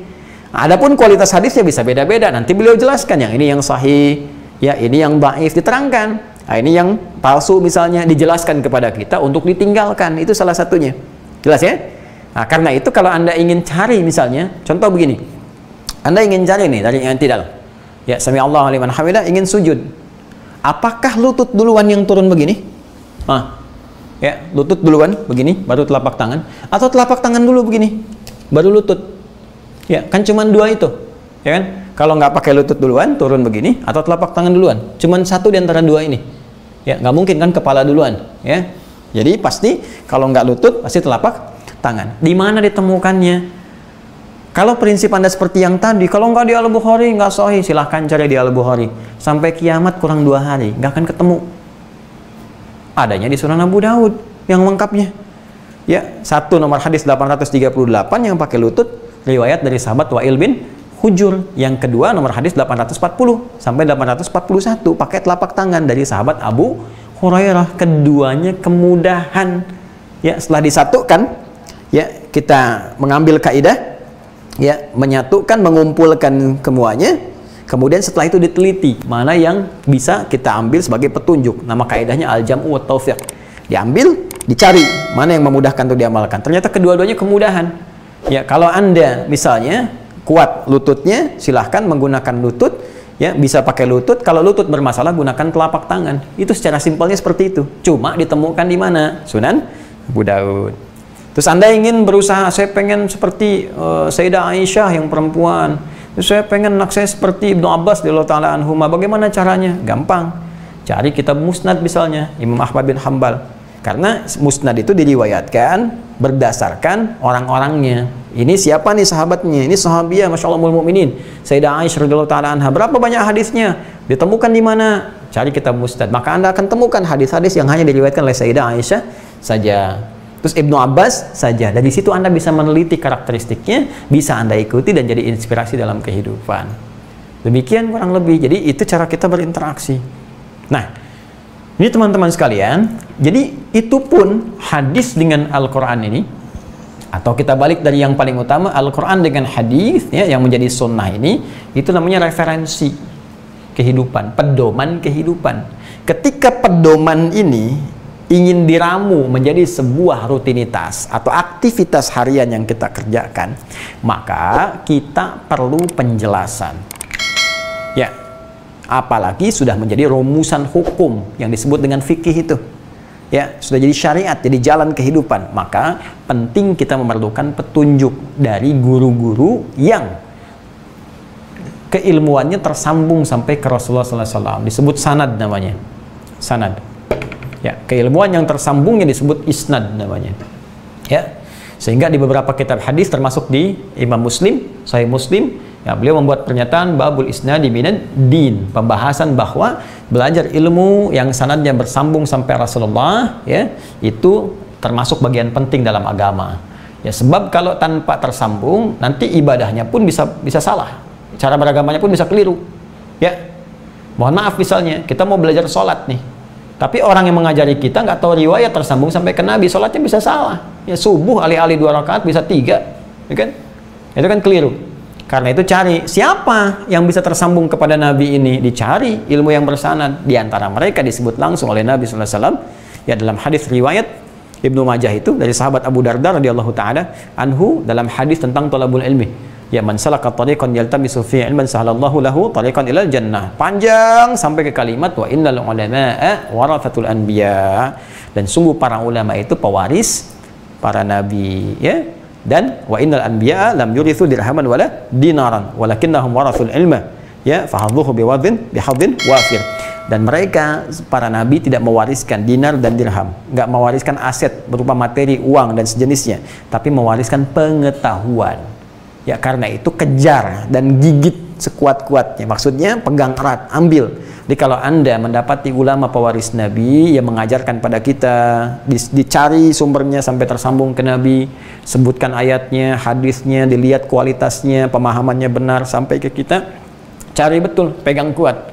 Itulah ulama. Dan ciri spesifiknya punya rasa takut kepada Allah. Innama yakhsyallaha min ibadihil ulama. Sungguh yang paling takut kepada Allah itu para ulama. Jadi nggak sembarangan. Ya, apalagi menjual fatwa, motong ayat dan sebagainya, itu bukan ulama namanya. Jadi ada nilai ketakwaan, nilai khasyah di hadapan Allah Subhanahu wa taala. Nah, di antara ulama yang punya kegemilangan, kejeniusan, kecerdasan di atas rata-rata, bukan hanya mampu menghafal. Jadi kalau menghafal masa-masa dulu itu biasa. Masya Allah, menghafal itu biasa. Sekarang yang jadi tidak biasa. Ya, dulu sudah biasa. Ya, biasa menghafal. Ya, sekarang di luar kebiasaan. Nah, tapi ada yang bisa menghafal dan menuliskannya. Ya, menghafal dan menuliskan. Di zaman-zaman Nabi, sahabat menghafal, banyak menghafal. Zaman sahabat juga masih menghafal ke tabi'in. Nah, setelah itu ada periode beberapa ulama itu, di antara mereka sangat jenius, selain mereka menghafal, hafalannya banyak juga menuliskan. Sehingga hasil tulisan ini bisa diwariskan dan dipelajari lagi ke generasi-generasi yang sampai ke kita. Di antara ulama-ulama itu ada beberapa ragam, ada banyak, dan di antara yang banyak itu ada 4 yang diantaranya gemilang. Ya, siapa saja? Nah, ini saya bawakan profilnya. Ini ada Imam Abu Hanifah An-Nu'man, yang wafat tahun 150 Hijrah. Nah, ini profilnya. Jadi kita gali dulu, pelajari dulu siapa beliau ini. Ya, lahirnya di mana, terus orang tuanya seperti apa, kemudian jalan hidupnya bagaimana. Anda bayangkan dari tadinya jualan kain, dia dibawa orang tuanya, tapi ternyata senang baca, ternyata passionnya itu lebih kepada nilai keagamaan, sampai dinasihati oleh tokoh pada saat itu, anakmu ini kayaknya bakatnya ke agama gitu ya, didoakan, ternyata benar, begitu diarahkan belajar, kecerdasannya luar biasa ya, di atas rata-rata, dan jadi tokoh faqih, alim, ahli fikih ya, yang Masya Allah ada yang menyebutkan kalau Anda baca riwayat ini 40 tahun wudunya nggak batal dari Isya sampai subuh. Anda kebayang nggak? Ya luar biasa ini ya, Imam Abu Hanifah. Nah ini mungkin nanti kalau Anda baca bisa dapat referensi ya, Anda paksa anak-anak Anda misalnya sekolahkan ke fakultas umum tapi ternyata passionnya di agama dia. Nah jadi jangan tunggu waktu ya, daripada hilang nanti ya apa namanya kesempatan dia untuk meneliti dan sebagainya. Bisa jadi demikian ya, bisa jadi demikian. Banyak ditemukan teman-teman yang dulunya aktif di kuliah-kuliah umum, tiba-tiba kok mendalami qiraat. Saya lihat Masya Allah ada yang ngajinya bagus-bagus, mendalami itu, jadi lebih dikenal dengan passion di bidang agama dibandingkan dengan ijazah di formalnya gitu. Nah itu tidak apa-apa, bahkan mungkin nanti bisa dipadukan. Saya malah mendorong ya teman-teman mahasiswa muslim, walaupun udah belajar di kampus-kampus umum, ayo nanti saya buka kelas-kelas spesifik lah. Anda mahasiswa di jurusan apa? Fisika, kita belajar lihat fisika ya, apa Qurannya, apa hadisnya ya. Nanti Anda lihat bagaimana fisika di masa klasik di kitab-kitab orang-orang Islam. Ya, Anda di kedokteran, kenapa nggak Anda belajar? Kan khazanah kita banyak. Bapak kedokteran kan Ibnu Sina, Avicena. Kenapa nggak dikeluarkan kitab Al-Qanun Fit Thib, Asy-Syifa, gali itu, keluarkan ayat-ayat kedokteran di Quran, di hadis. Ya, saya senang belajar karena saya kumpulkan, saya baca. Ya, walaupun tentunya kita tidak sama dengan teman-teman yang pakar di bidang medis. Jadi kalau Anda sakit jangan ke saya, ke dokter. Ya, kalau doa kita saling doakan, datang ke dokter, karena saya bukan dokter. Tapi kalau kita mau belajar, kita bisa baca, kita share. Anda datang masuk kedokteran pada saya akan tanya, Anda belajar di mana? Apa modulnya? Bawa ke sini, ajarkan saya kedokteran, saya ajarkan apa yang Anda inginkan. Jadi kita bisa share dengan izin Allah tentunya. Nah ini ada Imam Malik bin Anas kan? Nah, ini Imam Malik bin Anas, kita juga bisa baca Imam Darul Hijrah. Ya, beliau lahirnya di Madinah, tumbuh berkembang di Madinah sampai wafat di Madinah, sehingga dikenal dengan Imam Darul Hijrah. Nah, sekarang di Madinah teman-teman sekalian, karena berganti ya, biasanya yang berkuasa berganti, maka sistem atau madhabnya juga berganti. Sekarang madhabnya lebih banyak beredar di Afrika Utara, semacam Libya. Saya sempat tinggal di Libya, itu madhabnya Maliki. Ya, Maliki. Jadi jangan ada gini, awas Anda kalau hati-hati ya. Kadang ada sebagian berita, saya nggak ingin keluar kata-kata yang nggak bagus. Ada berita ini nih alumni Madinah, ini alumni Libya siapa nih? Alumni Madinah dekat dengan Nabi, itu menyesatkan itu. Ya, alumni Madinah baik, kita hormati, kita ambil ilmunya. Alumni Mekah juga baik, alumni Libya bagus, alumni Mesir bagus. Jangan lupa di Libya itu mazhabnya Maliki, sedangkan Maliki ini Imam Darul Hijrah, imamnya Madinah. Ya, mazhab Madinah itu dulunya Maliki, cuma karena berganti, ya sekarang jadi Hambali. Sekarang banyak beredarnya di mana? Afrika Utara. Ya, di Libya, di Tunisia, di Maroko, itu kesananya itu Maliki, sampai ke Spanyol, sampai ke Italia, ini Maliki. Jadi ketika orang Libya belajar bukan asal-asalan, nggak ada mazhab Libya. Jadi mereka itu belajar dari imamnya Madinah. Tuh ya. Apakah yang sekarang di Madinah salah? Tidak. Ya karena Imam Ahmad bin Hambal pun belajar dari Imam Asy-Syafi'i, Imam Syafi'i belajar dari Imam Malik, nyambung juga. Tuh ya. Gitu cara belajarnya. Ini Imam Abu Hanifah sekarang di Asia Selatan lebih banyak. Asia Selatan berarti di India, Pakistan, dia banyak menyebar di situ. Dan Imam Asy-Syafi'i, Muhammad bin Idris Asy-Syafi'i. Ya, ini satu di antara 4 yang nasabnya langsung tersambung dengan nasab keluarga Nabi Sallallahu Alaihi Wasallam di Abdul Manaf ya. Jadi ini dari Bani Muttalib, Nabi SAW dari Bani Hashim. Ya, dari Bani Hashim. Bani Hashim dengan Bani Muttalib itu satu yang saling bersaudara, saling tolong menolong. Ya, jadi nanti ada 4 nanti keturunan dari keturunan sebelumnya yang menurunkan 4 generasi utama. Ya, nanti ada Bani Hashim salah satunya dengan Al-Muttalib, lalu ada Naufal dengan satunya lagi. Nah itu nanti bermasalah ya, yang 2 itu, yang 1 ini, yang 2 saling tolong-menolong, Al-Muttalib dengan Hashim. Jadi dari Bani Al-Muttalib menghasilkan Imam Asy-Syafi'i, ke sini jauhnya, lahir tahun 150 Hijrah. Ya, sedangkan Nabi Muhammad SAW dari Bani Hashim, ya, dari Kinana, kemudian melahirkan Quraisy yang terbaik di antara sukunya. Jadi semua Nabi itu, Nabi Muhammad itu semua turunannya istimewa semua. Ya, dari ciptaan Allah semua dari keturunan para nabi. Dari Nabi Ibrahim alaihissalam ke Nabi Ismail, spesial. Dari situ nanti ada suku turun di Arab. Arabnya tuh paling spesial. Arabnya Nabi Ismail paling spesial. Turun sukunya, turun kabilahnya. Dari Bani Hashim tuh kan yang paling istimewa Bani Hashim. Dari situ turun Kinanah. Kinanah paling istimewa lagi. Ya, dari situ Quraisy. Quraisy paling istimewa di antara Quraisy Nabi Muhammad. Jadi, kenapa Allah muliakan semua jalur kekeluargaan Nabi Muhammad supaya nggak ada yang nyoal di kemudian hari. Kamu anak siapa? Keturunan siapa? Berani ngomong begini. Nabi Muhammad itu mulia. Ya, orang kota. Mekah itu kota dulu. Hijrahnya ke kota. Makanya jadi Al-Madinah. Jadi nggak ada orang bisa nyoal. Keturunannya sempurna, akhlaknya sempurna, kejujurannya sempurna, amanahnya sempurna. Jadi nggak bisa nyoal dari sisi manapun kepada beliau. Gitu. Makanya orang-orang yang menyoal itu bukan karena kekurangan Nabi, karena takut kehilangan apa yang selama ini dapatkan dari cara yang buruk itu. Padahal kalau ikut Nabi pun dapat juga, malah baik caranya. Coba lihat Abu Bakar, begitu ikut Nabi lebih meningkat kan? Asetnya meningkat, kedudukan meningkat. Ya, silakan lihat. Umar demikian, Utsman demikian. Lihat nasibnya Abu Jahal, ya, dan abu-abu yang lainnya. Selesai gitu kan? Jadi kadang dalam hidup tuh begitu. Ada orang-orang yang memang nggak suka dengan pihak-pihak tertentu, membawa kebenaran, bukan menolak kebenarannya, ya, tapi lebih karena takut kehilangan apa yang selama ini dia raih. Itu biasanya godaan setan. Kita harus menang melawan itu, dan kita harus doakan teman-teman. Bila ada teman-teman kita di situasi itu, kita doakan. Ya, kemudian Imam Ahmad bin Hanbal, ya, 164 Hijrah. Ini pun luar biasa. Ini belajar ke Al-Imam Asy-Syafi'i juga, dan ini jalur hidupnya hampir mirip-mirip. Al-Imam Asy-Syafi'i yatim, ini juga yatim beliau, dan tumbuh luar biasa. Ini lebih concern sebenarnya ke bidang hadis, ya, hafal kurang lebih 1 juta hadis. Al-Imam Asy-Syafi'i juga Masya Allah ada yang menyebut 1 juta hadis juga, ya. Kemudian fikihnya juga, ya, beliau menerapkan pendekatan fikih dengan pendekatan pemahaman hadis. Jadi lebih banyak nanti pemahamannya tekstual. Bahkan pendapat-pendapatnya yang disampaikan oleh beliau lebih mengutamakan hadis dhaif dibandingkan dengan ra'yu. Ya, pendapat, rasionalitas. Nah, ini kalau ada yang ikut Imam Ahmad menolak hadis dhaif itu patut dipertanyakan. Itu ikut Imam Ahmad yang mana? Ya, jadi, nah ini pentingnya belajar begini. Ya, jadi kita tahu ini dari mana nih sumbernya, lacak gitu dan sebagainya, ya. Jadi ini teman-teman sekalian. Nah, dari sini muncullah kemudian perpaduan ini, Al-Quran, Sunnah disatukan jadi ramuan, disebut dengan fikih. Kalau sudah fikih, sudah panduan cara kita beribadah. Nah, maka saya contohkan misalnya Al-Imam Asy-Syafi'i punya kitab namanya. Walaupun nanti ditulis oleh muridnya, ya. Ya, ini.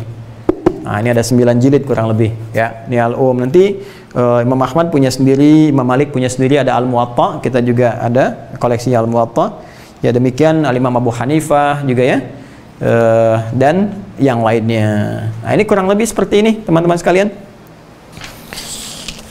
Adapun pembahasan lain itu cabang saja, cabang. Ya, misal kita ingin mengeluarkan tentang kedokteran, ya, misalnya kedokteran kesehatan dalam Al-Quran. Nah, ini ada kitab ini cukup bagus juga, At-Tibbun Nabawi, ya, At-Tibb An-Nabawi, ya, medis dalam kenabian. Beberapa dikeluarkan dari Al-Quran. Ini banyak yang menulis ini.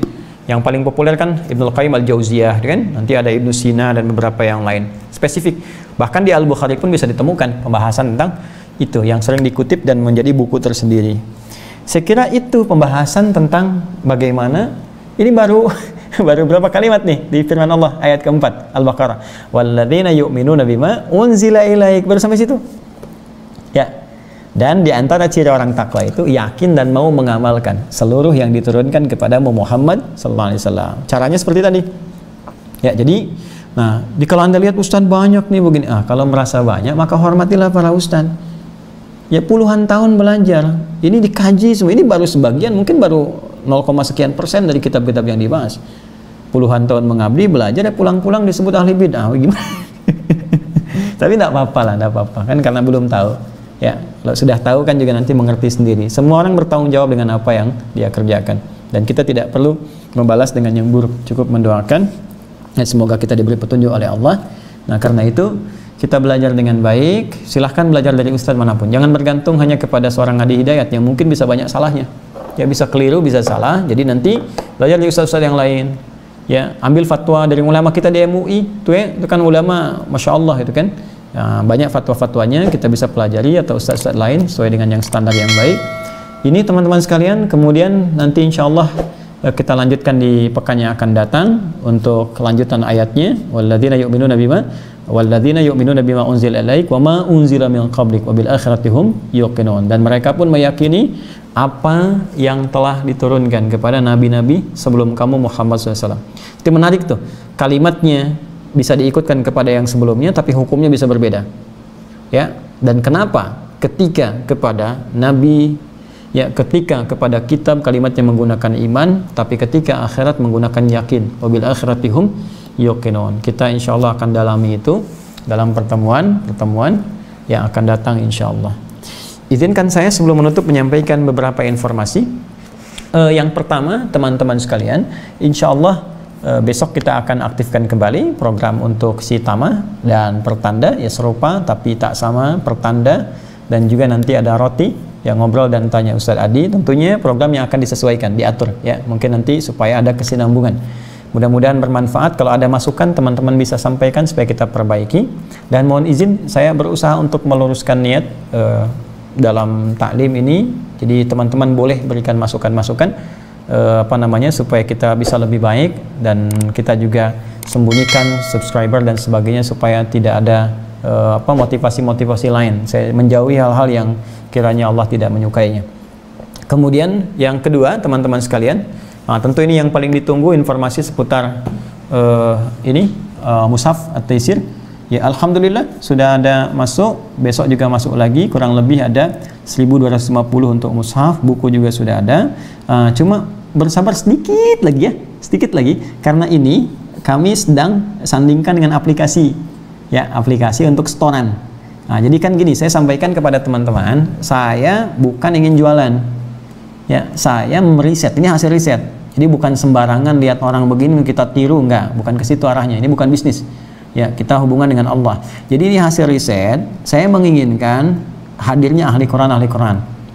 Ya, karena itu kita tidak berniaga dengan ini riset, kita cetak, lalu kita bikin sistem supaya semua yang mendapatkan ini sama-sama menghafal. Jadi bukan koleksian. Ya, apalagi cuma jadi mahar misalnya untuk pernikahan. Aduh, Masya Allah, tolong deh. Nanti kalau Anda dilamar, bawa ini, tanya isinya, ya. Udah dihafalin belum? Kalau belum, jangan lu terima deh. Saran saya begitu, ya. Jadi, mohon izin, maaf ya. Jadi kita buatkan sistem, nanti saya perkenalkan. Sebentar lagi sedang disempurnakan, sedikit lagi aja, sabar ya. Di situ nanti ada form registrasi masuk, plus nanti Anda ketika dapat ini tercatat, nanti masuk daftar STUAH namanya, Sekolah Terbuka Usahakan Al-Quran Hafal. Di situ nanti ada sistem untuk setoran. Jadi Anda tinggal klik mau setoran, nanti rekaman dikirimkan, kami standby-kan sekitar 40 musyrif untuk saat ini. Ya, jadi kapasitas yang kami siapkan untuk 10.000 orang. Jadi begitu Anda sudah mendapatkan ini, otomatis Anda terregistrasi. Jadi Anda belajar di situ. Ya, jadi Anda bisa setoran, bisa dipantau, bisa dimotivasi, bisa diingatkan. Jadi bukan sekedar mendapatkan mushaf ini. Jadi saya tidak akan bicara lebih jauh dulu. Sabar sedikit insya Allah. Ya, sabar ya. Sabar kan mendekatkan diri kita dengan Allah. Innallaha ma'as sabirin. Jadi nanti insya Allah tunggu sebentar. Mungkin saya nanti akan umumkan secara terbuka. Termasuk nanti saya tunjukkan langsung. Ini nanti ada plastiknya teman-teman, bisa bawa ya. Terus bukunya juga kita siapkan, termasuk nanti saya sampaikan info-infaknya. Infak itu juga insya Allah teman-teman sekalian diniatkan untuk menambah kembali supaya bisa cetak lagi, dan infak untuk buku ya. Jadi ininya sama sekali kita nggak ngambil apapun. Ini kalau mau kita niagakan ini bisa jutaan karena beratnya udah 5 kilo, tapi nggak mau kehilangan nilai akhirat lah ya untuk yang ini ya. Terus nanti dari situ bisa subsidi. Ya, jadi kalau udah tercetak gitu, nanti kita bisa cetak bagi yang setidaknya nanti tidak ada kemampuan atau belum ada, kita bisa berikan juga secara gratis. Kalau yang jauh bagaimana Ustadz? Saya pengen juga. Ini dikirim, mungkin biaya kirimnya lebih mahal. Jadi nanti kita pikirkan juga menjadi aplikasi. Ya, jadi kalau udah aplikasi dan gratis, nggak bayar. Gratis, sekali lagi gratis. Ya, jadi kalau Anda mau infak yang lebih butuh, silahkan diarahkan ke sana. Nah, kan saya suka share kalau kita ada apa-apa, saya sampaikan. Saya bukan tipikal ustadz yang atau orang ya, maaf, saya bukan tipikal orang yang senang ngumpulkan, ayo infak, tidak. Saya lebih senang nyampaikan pada Anda, kita mau ngerjakan ini, mau infak silahkan. Kalau nggak ada itu, Anda nggak harus infak. Ya, Anda bisa sampaikan pada yang lain, kecuali kalau memang ada program-program khusus, maka kami sampaikan. Itu poinnya. Ya, jadi ini bersabar teman-teman.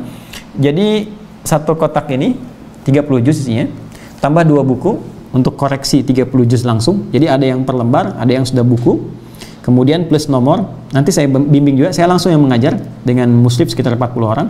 Kemudian ada buku setoran. Ya, di buku itu ada informasi tentang at-taisir, tentang setoran, nanti terdata semua, jadi Anda nggak bisa melewatkan dari setiap harinya, kecuali ada halangan. Ini kemudian 2. Yang ketiga, saya mohon maaf sekali pada beberapa pihak yang mungkin menyampaikan undangan sampai dengan hari ini, kami belum bisa merespon untuk taklim secara spesifik karena saya masih memperbanyak riset saat ini. Ya, ada beberapa kondisi-kondisi yang memang kita mesti riset.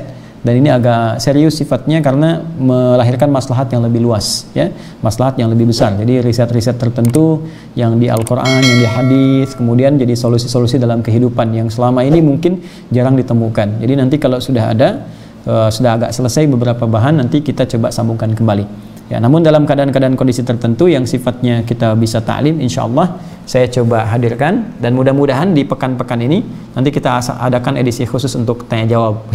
Insya Allah saya bertanya, Anda menjawab. Kurang lebih. Baik, teman-teman, terima kasih untuk malam ini. Mohon maafkan saya dengan segala keterbatasan. Bila ada yang salah, itu mutlak dari saya. Langsung Anda tinggalkan saja. Ya, tidak perlu saling mencela dan sebagainya. Dan saya dengan segala kerendahan hati memohon maaf, minta dikoreksi, dan mari kita saling mendoakan semoga Allah berkahi kita, berkahi negeri kita, dan berikan kita jalan-jalan kebaikan, menyatukan kita semua dan menjauhkan dari segala apa yang tidak disukai oleh Allah Subhanahu wa taala. Semoga Allah menyembuhkan saudara-saudari kita yang diuji oleh penyakit, mengangkat setiap penyakit dari bumi kehidupan kita dan memberikan yang terbaik dalam jalan kehidupan kita. Allahumma taqabbal minna innaka antas samiul alim wa tub alaina innaka antat tawwabur rahim.